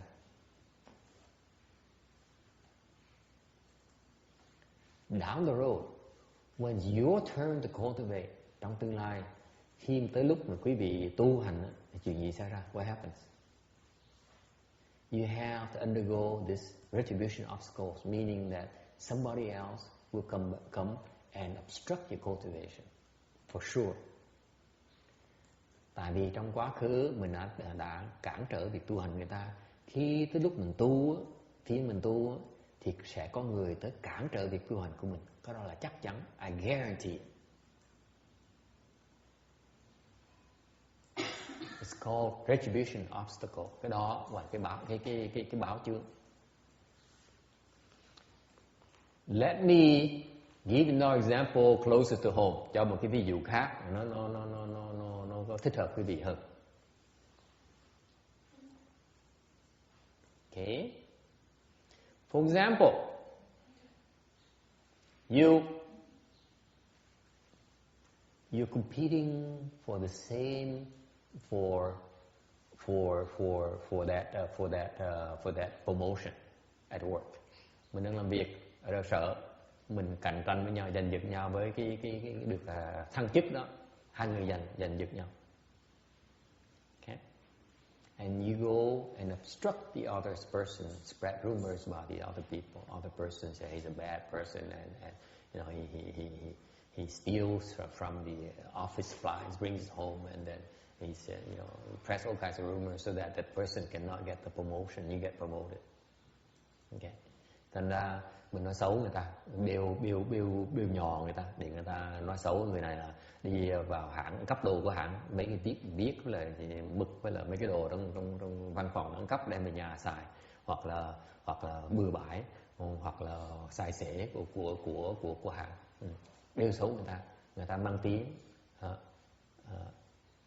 bêu xấu người ta lăng nhăng vợ con là bỏ bê mà chỉ rượt đi lăng nhăng ngoài đời thôi. Nó bị mang tiếng như vậy, khi người ta không được thăng chức. Okay, so you cause that person to lose his promotion, her promotion, and you in turn get your promotion, rồi mình được cái chức đó. Right now you the winner. Bây giờ mình thắng đó, but for sure in the future you will have to undergo that retribution. Someone will come around and spread the same kind of rumors, similar kind of rumors that you are cheap and you are careless about the company properties, and therefore you will not get the promotion. Chắc chắn sẽ bị quả đó. Okay, it's called the effect retribution. Okay, any questions?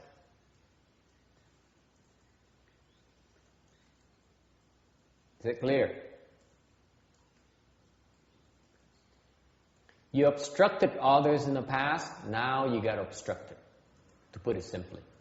Nói một cách giản dị, trong quá khứ mình đã cản trở người ta, thì bây giờ mình sẽ bị cản trở. This is where people with wisdom, bởi vậy những người ta có trí huệ, ta sợ tạo nghiệp dễ sợ lắm. They are afraid to cause problems. We confuse people. Những người thông minh như mình đó, người hiểu biết như mình đó, không sợ cái chuyện tạo nghiệp. We're not afraid to cause, to create offenses, because we figure we can work around it, right? Because we're smart. Mình cứ tưởng mình giỏi, mình thông minh, mình bất cứ cái chuyện gì, cái trở ngại gì nó xảy ra, mình có thể nghĩ phương pháp để mình đi quanh cái trở ngại, mình có thể đối phó với trở ngại được, đúng không? You all think like that. Wrong. Okay.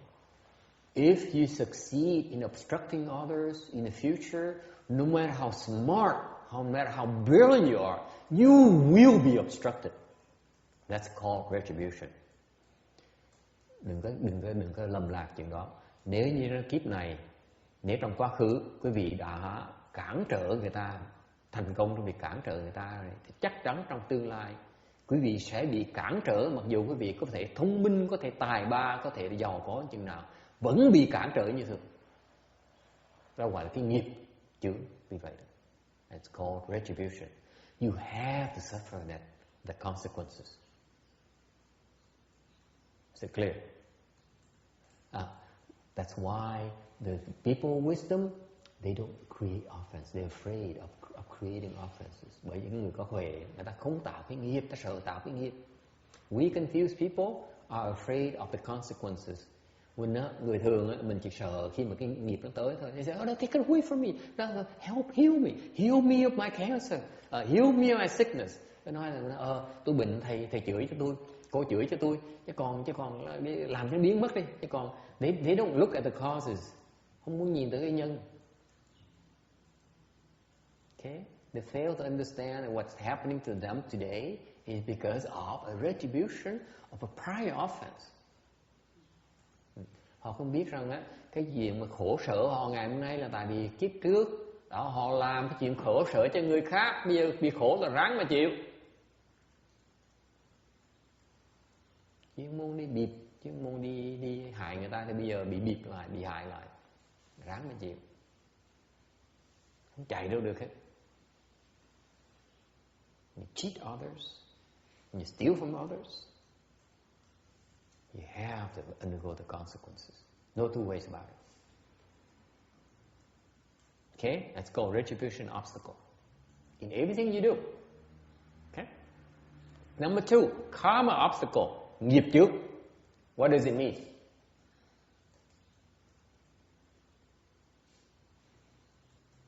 Jimmy, what does karma obstacle mean?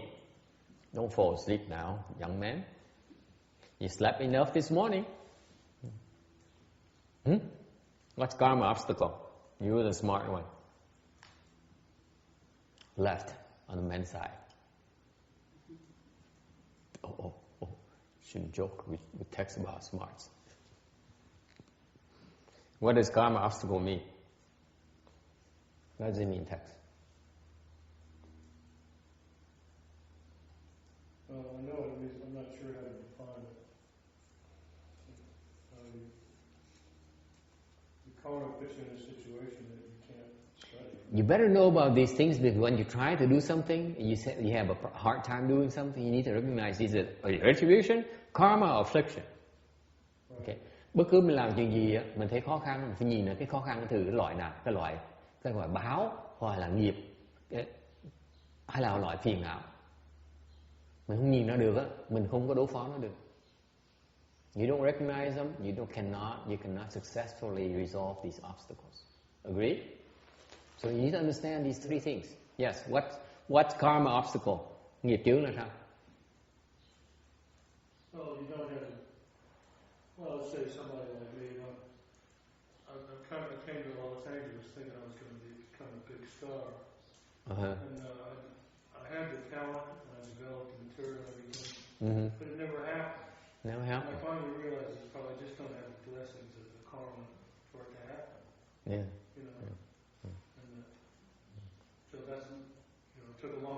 come to that conclusion that Yeah. it had to be that because nothing else. Yeah, a lifetime, right? Before you realize that.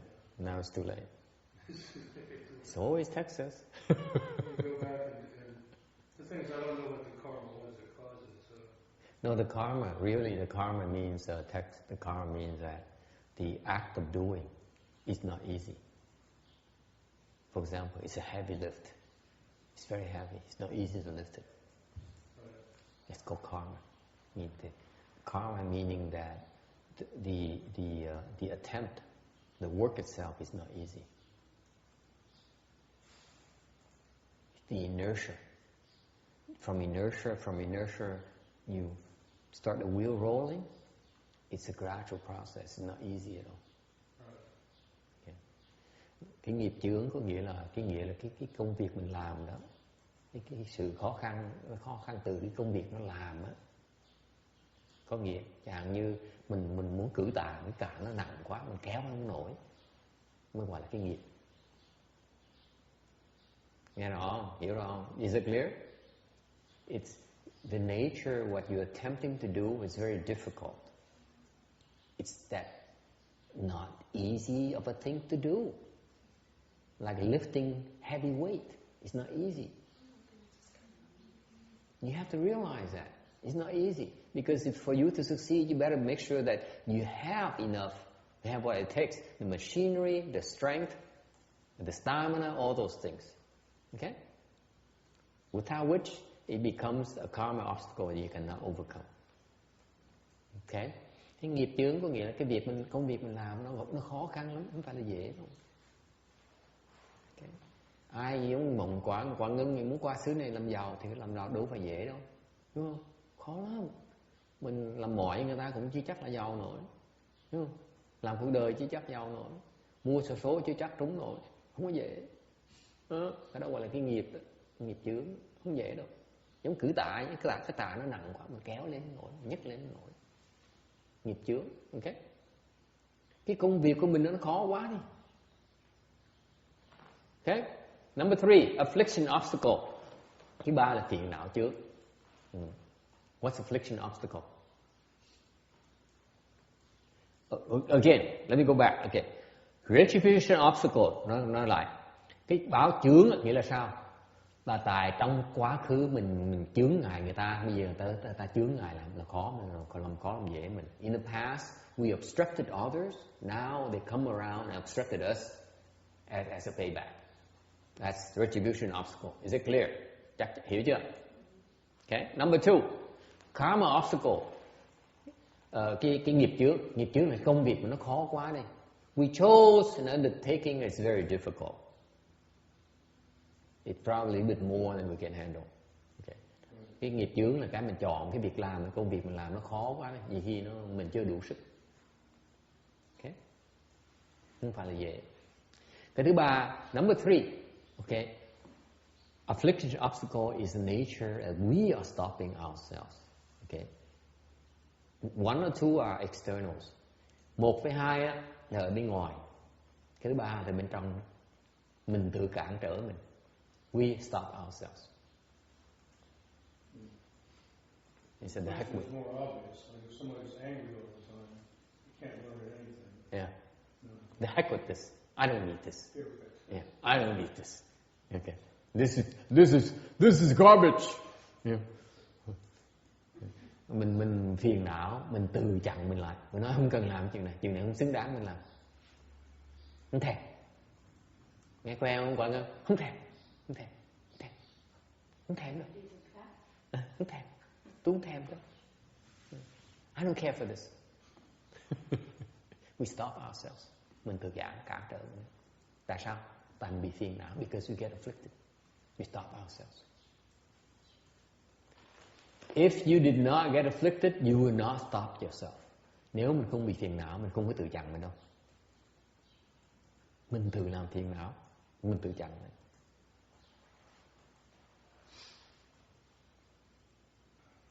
Our afflictions overwhelm ourselves. Tự bị cái phiền não nó chặn mình lại. Okay? Questions? And usually, on the affliction obstacle, một cái phiền não, the nature of affliction obstacle is that we blame it on someone else. Cái phiền não thường thường á, mình bị cái phiền não chướng là khi mình bị phiền não chướng một cái là chuyện gì xảy ra? Thông thường á, là mình gắn lỗi cho người khác. Không thèm đâu, tại bà nó xấu quá đi, bà đã ác quá đi, không thèm. Okay. She's so mean. I don't care for her. It's not worth it. Okay. No job is worth it. No money is worth it. Stop ourselves because of you. Okay, make me sick. Yeah. That's the nature of affliction obstacle. It's always someone else's fault, not ours. Okay. Cái phiền não chướng có nghĩa là khi nào cũng lỗi người ta, không phải lỗi của mình hết đó. Mà chính mình là người phiền não. It's someone else's fault, but we're the one who get afflicted. Lỗi người ta, phiền não của mình. Thấy tội nghiệp dễ sợ không? Như quả ngân vậy. Cái bà kia bà nói chuyện lấy nhiều quá đi. Bà nó nói chuyện tầm bậy tầm bạ, lá cà chuyện tầm bậy tầm bạ không à. Có tu hành gì đâu. Mấy chùa gì kỳ cục dưới. The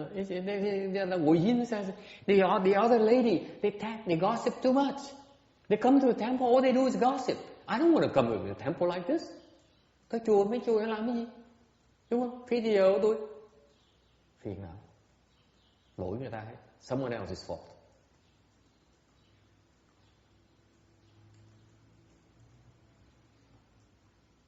Okay?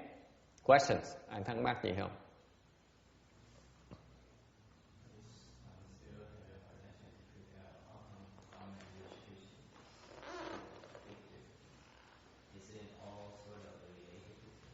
No, they're entirely different things. Retribution because you obstructed others in the past, now you get obstructed. That's retribution. It's called nature of retribution. Karma is just is the nature of the task. Karma meaning the action. It's very hard. That's all. That's all it means. No more than that. Okay? Like you're trying to lift something that's too heavy for you. It's very difficult. Karma. The karma of lifting a heavy thing is very difficult. Is it clear? How do we create that? No, you create because you chose the wrong project. You think you that hard, you're that good. Okay? You didn't realize you're more limited. You didn't know your limitations. So we're doing something beyond. Yeah. Unwise choice of project. Okay, even the dog is even limping. Tội nghiệp nó sợ. Cái chùa này dễ sợ. Các bác nghe qua. Con chó nó đứng dậy nó cũng khực khỉnh luôn. This is a horrible temple. Look at that. Everyone is limping. Everyone's legs hurt.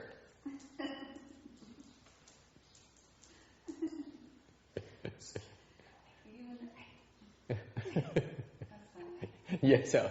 Con chó mà đi cập mình cũng giật mình. Ủa sao con chó mà nó ngồi thiền hồi nào vậy? I always look at it. Since when does he meditate? You know, when you were saying affliction and you said it's like really hard because you're fighting against it because it's too hard for you to do. Yeah. Is that the same like example? I'm just thinking of an example like if you like he's a musician. Yes. And I was in the medical field, and I think sometimes maybe if I took the wrong career, then maybe it was too hard for me to do. Yes. Way too hard for you to do. Yeah. Can't handle it. Yeah. Yeah. So is that telling me then that I should do something because that was too hard? It's blocking. I should find something better. No. You can find something better, or you become stronger, become better at it. That's what you said. Okay. Right? That's all there is to it. Right? Either you abandon that, go somewhere else, try something else, or you stick with it, but you say, I'm not going to do this until I build some muscles before I want to lift again. Yeah. Make sense? Yeah. So that's what you see. When you need to recognize the nature of difficulty. Okay. You know, funny thing in the text is that he stood up and he was limping. I said, "Oh my God, man, this temple is so bad. Even dogs now, the dog's legs even hurt. I know you guys' legs hurt. If that makes sense, but you scary." He's gimpy. Ah, okay. So, thank you. I'm worried. You can't, you can't go extreme about this. Dogs are dogs. You give them a break. You guys don't deserve any breaks, but I'm gentle to animals. Quý vị mà ngồi đây mà nghe pháp mà chân đau là tôi không có thương hại gì hết á.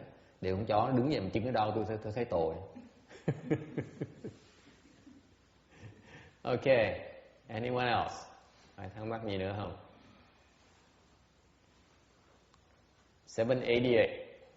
788. 3 words from a sutra, Earth Store Sutra, 3 chữ trong cái kinh Địa Tạng này. Also represent accomplishment of 3 kinds of wisdom, nó tượng trưng cho cái sự thành tựu của 3 cái loại trí, tam trí. Okay. Wisdom of the way, all wisdom, wisdom of all modes. Đạo chủng trí, nhất thiết trí và nhất thiết chủng trí. Okay. Okay. You don't know what those are. Quý vị không biết cái này đâu. Let me tell you briefly. Wisdom of the way is wisdom of Bodhisattvas. Cái đạo chủng trí là cái trí huệ của mấy ngài Bồ Tát. The all wisdom, nhất thiết trí này là trí huệ của ngài Văn Thanh. Thanh Văn. Okay. This is wisdom of the arhats. Okay. Bodhisattva is a little bit higher wisdom level, wisdom of the arhats. By the way, Pam. So don't worry about the words. Eventually you catch on, 6 years or so. No need to worry. Just hear. The thing about listening to sutra lectures is listen. Don't try to understand too much. Whatever you understand, understand. You don't understand, ask. You don't understand, even after you've given an answer, it's okay. Okay. Eventually it sinks in, seeps in, permeates bit by bit. It takes time. It's no rush. Okay. It's like farming. You plant the seeds. Eventually, when the conditions ripen, then it sprouts. There's nothing you need to worry about it. Okay? The important thing is seed planting, not false thinking about when it's going to sprout. It's not important. It will sprout when it's time for it to sprout. Okay? All wisdom is that of the arhats and the pratyeka Buddhas. And finally, wisdom of all modes. Thứ ba là cái nhất thiết chủng trí, là cái trí huệ của Đức Phật. Buddha's wisdom. Bác Thân Hương nghe rõ chưa? Vì biết Huệ tới đại học Huệ hiểu đó, về nói là tao có biết 3 cái loại Huệ, tụi biết không? Huệ Thanh Văn tao cũng biết, Huệ Bồ Tát cũng biết, Huệ Phật cũng biết nữa. 3 tên nó khác nhau. These are 3 level of wisdom or clarity of mind. Cái Huệ có nghĩa là cái trí mà nó sáng suốt. You don't have wisdom unless your head is clear. Huệ có nghĩa là óc mình phải sáng suốt mới gọi là huệ được. Okay, meaning you're free of all these delusions. Nói cách khác, mình không bị những cái hoặc này. You're free of these delusions up here. Is it clear? You cannot call yourself as a wise person unless you're free of these delusions. You don't say that because I read 10 books on Buddhism, or I read 100 books in Catholicism, that means I know my stuff. No, you may know your stuff, but you're still confused like her. Okay?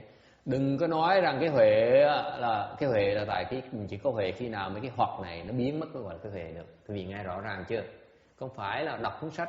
I remember my ex-sister-in-law, they're intellectuals. My brother and my sister-in-law are intellectuals. Cái cặp gia đình tôi, cái cặp ông anh đó là họ là người trí thức, thích đọc sách dễ sợ. When they heard about I went to Buddhism, khi mà nghe nói tôi nghiên cứu về Phật giáo, they immediately went home, got to the library, go to the bookstore and bought, like 20 books on Buddhism. Họ về lập tức đi mua 20 cuốn sách về Phật giáo, đọc từ đầu chứ cuối. They read all 20 of them. They say, I'm ready for you. Let's talk about Buddhism. Sounds familiar? Đọc 20 cuốn sách xong rồi nói hiểu Phật giáo rồi, ngồi bây giờ mình bàn chuyện Phật giáo được không? Người ta như vậy đó. Hoặc là or somebody goes into university, hoặc là người khác tới một cái đại học, they got a degree in Buddhism, họ lấy một cái bằng ra bằng Phật giáo học. Tôi biết Phật giáo học rồi. Now I understand about Buddhism. They understand Buddhism, but they have no wisdom. Họ biết Phật giáo, nhưng họ vẫn còn bị những cái hoặc này, họ không thấy được. They still confused. They have no wisdom whatsoever. Okay? They have knowledge but no wisdom. Có cái học thức nhưng đều không có trí huệ. Hai cái nó khác nhau nhiều vậy sao? It's two different things, two entirely different things. Agree? Be clear about it. And this is the sad state of Buddhism nowadays. Cái trạng thái này là cái chuyện rất là đáng tiếc trong cái nền tảng Phật giáo bây giờ. Nowadays, you know what? The young monks and nuns, ngay thời buổi này, mấy cái người sư với ni cô trẻ, their aspirations in order to serve Buddhism, cái nguyện vọng họ để muốn phục vụ cho Phật giáo, they go to university to get a degree, tới vào đại học để học ra cái bằng về Phật giáo, a degree in Buddhism, and they become very famous lecturers in Buddhism, by the way. Có nhiều người thầy, mấy nhà sư cô đó học ở trường đại học nổi tiếng lắm, học va này nọ, học ra bằng tiến sĩ, thạc sĩ, tiến sĩ, ra giảng kinh rất là hay, rất là nổi tiếng. They become very good lecturers, very famous lecturers in Buddhism, because they know so much. But guess what? They're confused like heck about, they have this view confusion, they have this thought confusion, they have confusions like the delusion like blood and sand, they have no wisdom whatsoever. Để cái tội nghiệp đó, họ là kiến hoặc có đầy đầu hết, tư hoặc cũng còn quá nhiều đấy, trần sao hoặc là khỏi còn nói cái nữa. Mà họ là cái tiêu chuẩn để tu hành bây giờ, cái đời mạt Pháp này. They became the standard for the monks and nuns nowadays. Bây giờ họ chạy theo cái kiến thức chứ không phải chạy theo cái trí huệ nữa.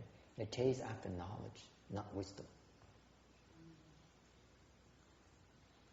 Okay, it's very sad. Breaks my heart. Okay? So, you cultivate, you learn Buddhism, mình tu hành, mình học Phật Pháp để làm cái gì? The ultimate objective of Buddhism or studying Buddhism is to unfold your wisdom.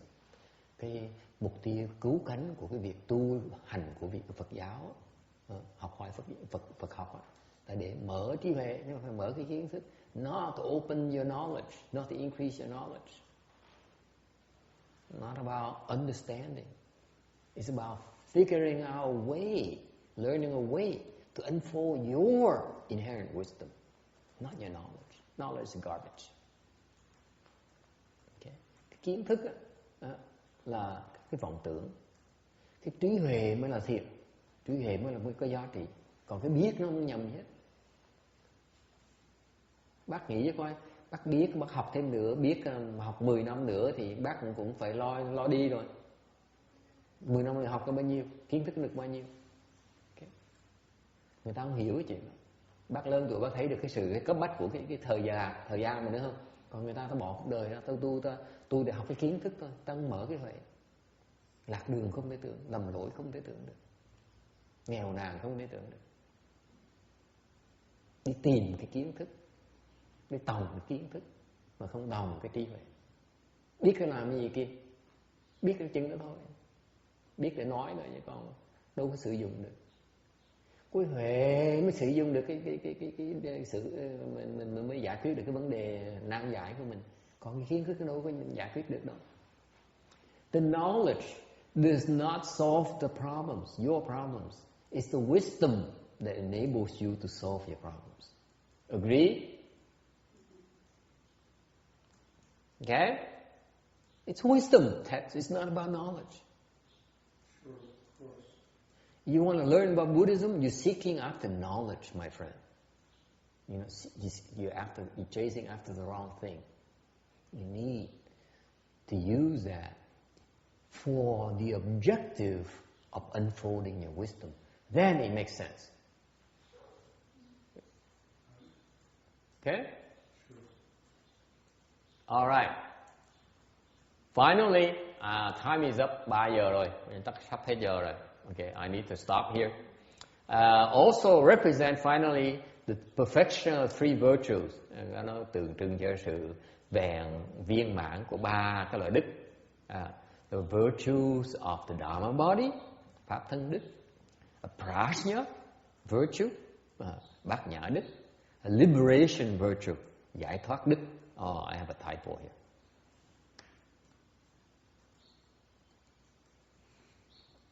Excuse me.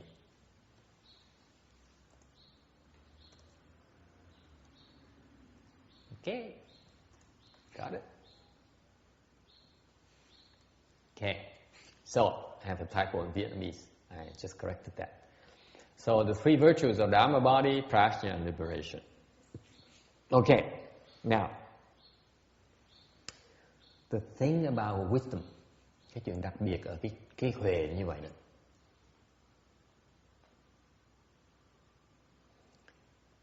If you have wisdom, nếu quý vị có huệ, thì có chuyện nó đặc biệt nó xảy ra. The natural thing happens. You become virtuous. Có huệ tự động mình thành có đức. Nó song song với nhau. It's in parallel.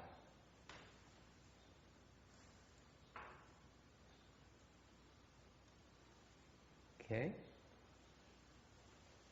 Wise people are very virtuous. Cái người mà có huệ đó, ta có đạo đức dễ sợ. Rất có đạo đức. Ta hiểu cái sự quan trọng của đạo đức. Còn cái mấy người mà không có huệ đó, không có đức. Those who have no wisdom are not virtuous at all.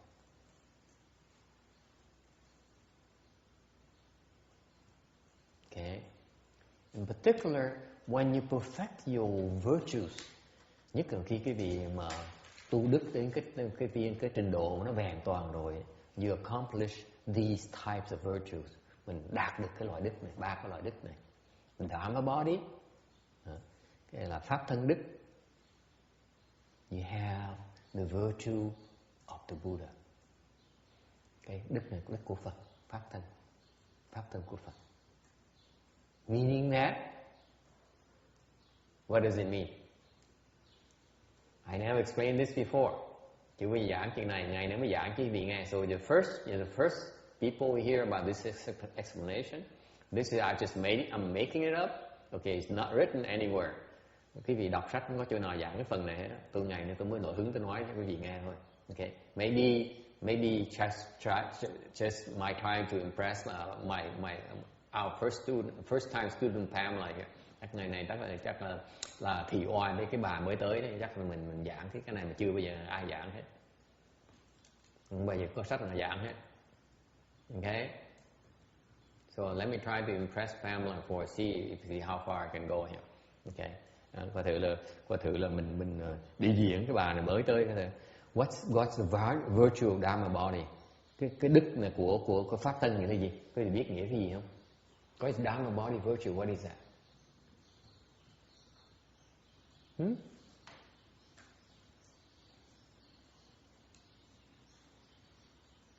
It's a virtue that is universal to everywhere in the universe. Everywhere. For example, what we hear texts considered to be virtue in the U.S., okay, is not a virtue in Cuba. It differs. Whereas the Dharma body virtue is something that's virtuous everywhere. Does it make sense? Okay. Cái pháp thân đức nghĩa là sao? Pháp thân đức có nghĩa là cái đức mà nó có tất cả, nó gọi là cái đức, chỗ nào cũng gọi là cái đức hết. Chẳng như cái đức ở cái xứ Mỹ này á, là cái loại đức khác hay đức ở xứ Trung Cộng, xứ Tàu, nó khác nhau. Okay. Cái pháp tăng đức này, cái đức này chỗ nào nó cũng gọi là đức hết, không thể nào gọi là cái chữ xứ Mỹ là đức mà bên Tàu không phải là đức. Okay. Hoặc là cái đức is not a kind of virtue where it's only virtuous for men and not for women. Okay. Và đức này, pháp tăng đức này không phải đức mà chỉ cho người đàn ông, không phải cho người đàn bà. Đàn ông đàn bà gì cũng là đức. Is it clear? It's universal to everywhere. It's everywhere. Okay. Cái đức này nó gọi là đức hết tất cả mọi nơi. Number 2, prajna virtue. Thứ nhì, bát nhã đức. Là gì? Is a virtue of the truth. Bát nhã là cái đức của cái sự thật. The truth is virtuous. Cái sự thật á, nó có đức dễ sợ lắm.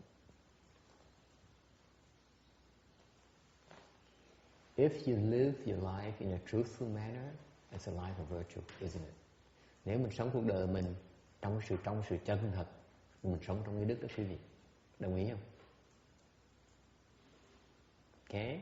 Not only the truth, but the truth of emptiness. Prajna, the truth of emptiness. Không phải chỉ sống trong cái sự thật không, cái sự thật là sự thật đặc biệt. Sự thật này là của cái không. The truth of emptiness.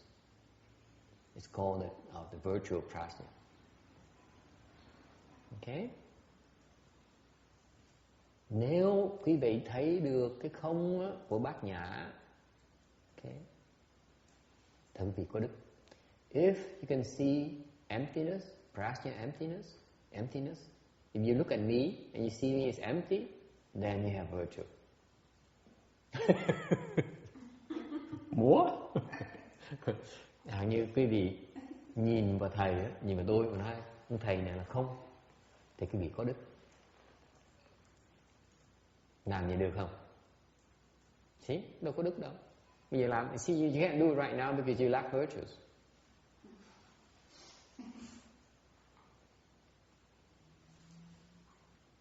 Think about it. What's virtuous about seeing me as empty? Quý vị, nếu quý vị nhìn tôi mà coi tôi là không, cái gì có đức gì ở trong? What's virtuous about it?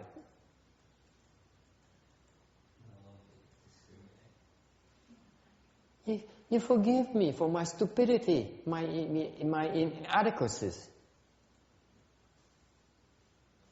Nếu quý vị thấy tôi không rồi, quý vị còn chấp tôi làm gì? Nói thầy này là không, thì ông làm bậy thì cũng tha thứ cho ông là không mà, đúng không? Cái không làm bậy đâu có sao đâu. You look at me, you see my stupidity and say, this guy is stupid, he's empty anyway, so it doesn't matter if he's stupid or smart. Đúng không? Nói ông là không rồi thì ông thông minh thì cũng chừng nữa thôi, mà dốt cũng chừng nữa thôi, mà là không mà. Đức dễ sợ như vậy. That is true virtue right there. You buy that? Đồng ý không? Gọi là đức không? Right? No discrimination. No discrimination. You say, yeah, it's no discrimination. It doesn't matter. You're empty anyway. Okay? There's no need to differentiate. Okay? Therefore, you're no longer creating offenses. Mình không phân biệt nữa, mình không tạo nghiệp nữa, không hại người ta nữa. Right now, we're creating offenses because we are discriminating. Bây giờ mình đang tạo nghiệp tại mình đang còn phân biệt. You think it's better this way and not the other way. Mình nghĩ cái này hay hơn cái kia, cái này đúng hơn cái kia, cái này lợi hơn cái kia. Okay? Okay, so you see something is better than the other, something is more profitable than the other. Okay? Something is more righteous than the other. Therefore, you create offenses against the one you discriminate against. Tại vì mình phân biệt như vậy, thành mình tạo nghiệp cho người mình đang bị mình đi. Đúng không? Nó dở thì chặt nó đâu sao đâu. Nó con chó mà đánh cái bóp. He's a dog. Let's hit him, right? He's only a dog. Lack of virtues. Cái tâm phân biệt mình thiếu đức.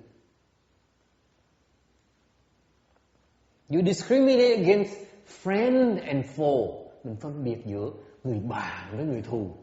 Thiếu đức. No virtues. Dễ sợ không? See how unvirtuous a life you lead, Kim. Thấy cuộc đời của Kim thấy thiếu đạo đức dễ sợ không?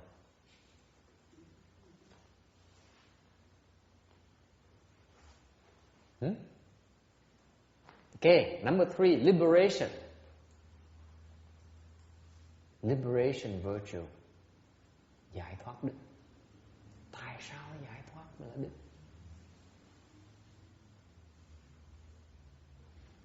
You liberate living beings suffering. That's why it's called virtue. Mình giải thoát cho chúng sanh, giúp chúng sanh thoát được cái đau khổ, cái thống khổ của chúng sanh mới gọi là đức chứ.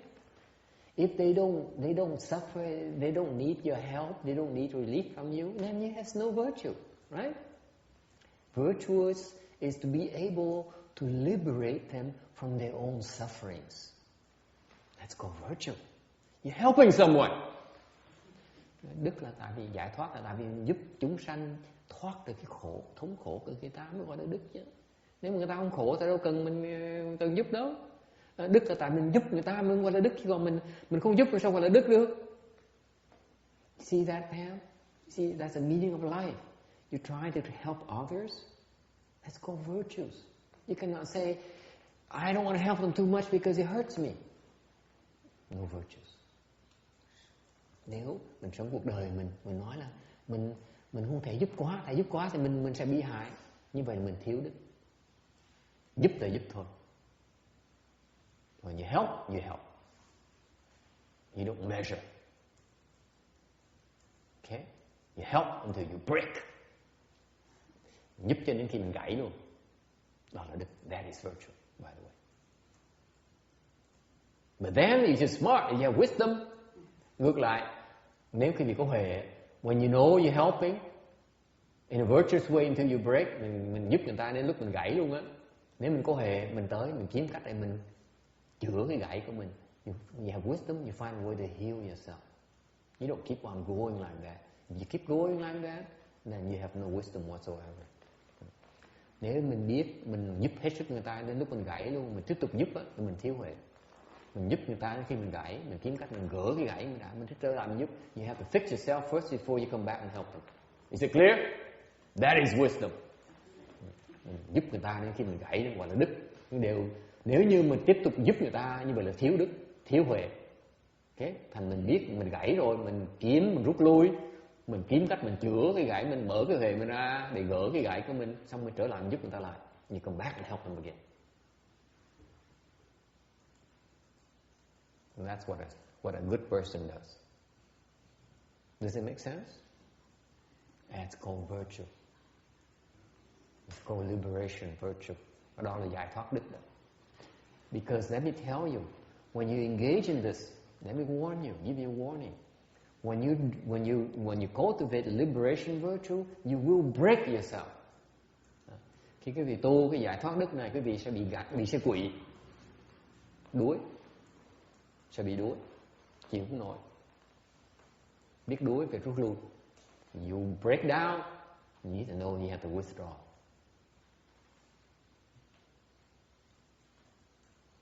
Okay? Does that help? Yes. Okay. Impressive, huh? It's called wisdom and virtues. Ngày người tới mình loè loẹt với nhau thấy sự hiểu biết về Phật giáo mình. Okay. Cam đoan cái vị kiếm này trong sách không có. I guarantee you can find this. You cannot find this anywhere in Chinese or English or Vietnamese. I don't care because I just made it up.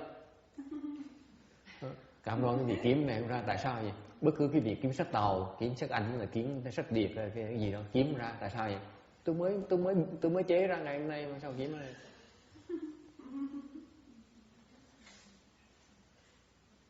Okay? It's called an artist inspiration. Cái đó gọi là sao? Đó là người nghệ sĩ bỗng nhiên nổi hứng lên, sáng tác ra bài nhạc mới. I just invented a new song. I just wrote a new song. That's creativity. Very creative. That's the Dharma creativity. Okay? Because I went through this at least 1,000 times, at least 100 times. Tôi đọc cái này cả 100 lần rồi đó. I never saw any explanation of this. That's why I can say, I can categorically tell you that there's no books on this. Okay. Đọc cái này cả trăm lần rồi, đọc về cái pháp thân đức, bát nhã đức, giải thoát đức rồi, không bao giờ cái nào giảng chứ tôi đó. Ngày nay tôi mới chế ra tôi nói chuyện chơi vậy thôi. Okay. All right. Today we went through 2 slides out of 1,500 slides. Okay. Ngày hôm nay mình giảng qua 2 cái tấm này. Và trong cái bài giảng cái bài Kinh Địa Tạng này tôi có 1.500 cái tấm này. Okay. I promise to be a little bit faster and go a little bit further next time around. Okay. Lần sau hy vọng tôi sẽ cố gắng giảng lẹ hơn một tí. But again tomorrow I go into the Pure Land approach, the Body Light International, the BLI Pure Land platform. Do come and listen, okay, and ask questions. Ngày mai sẽ giảng về cái pháp môn tịnh độ của 4 tự.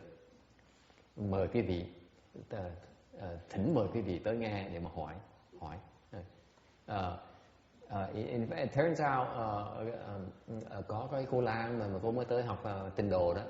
Mình nói ngày mai mà cô có duyên mời cô Lan tới nghe để cô hỏi có thắc mắc về tịnh độ mình tu tịnh độ mình khác chỗ nào. So I know cô Lan đó là chủ nhật cô phải tới làm công quả cho chùa khác. Tôi nói đặc biệt ngày mai thôi. Ngày mai because tomorrow this lady here goes to another temple to cook for the entire temple. And I said she's been doing that for a long time now. I said just for tomorrow. Ngày mai đặc biệt thôi, xin nghỉ một ngày thôi để nghe. Just go to come here, take one day off to come here, so that she has a chance to ask questions about our Pure Land, because she came to this temple wanted to learn about the Pure Land.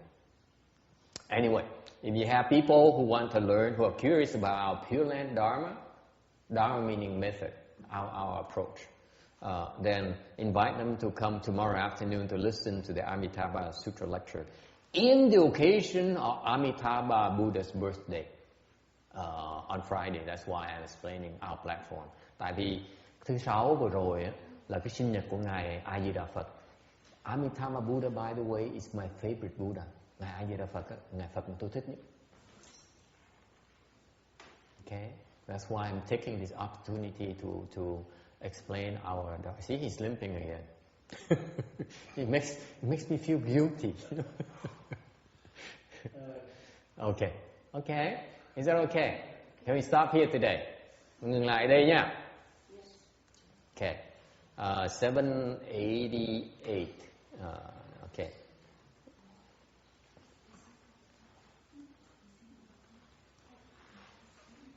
Ngày mai cái gì mà ai mà có quen ai đó muốn biết về cái pháp môn tịnh độ đó của 4 tự của chúng mình á thì mời họ tới, thỉnh tới nha.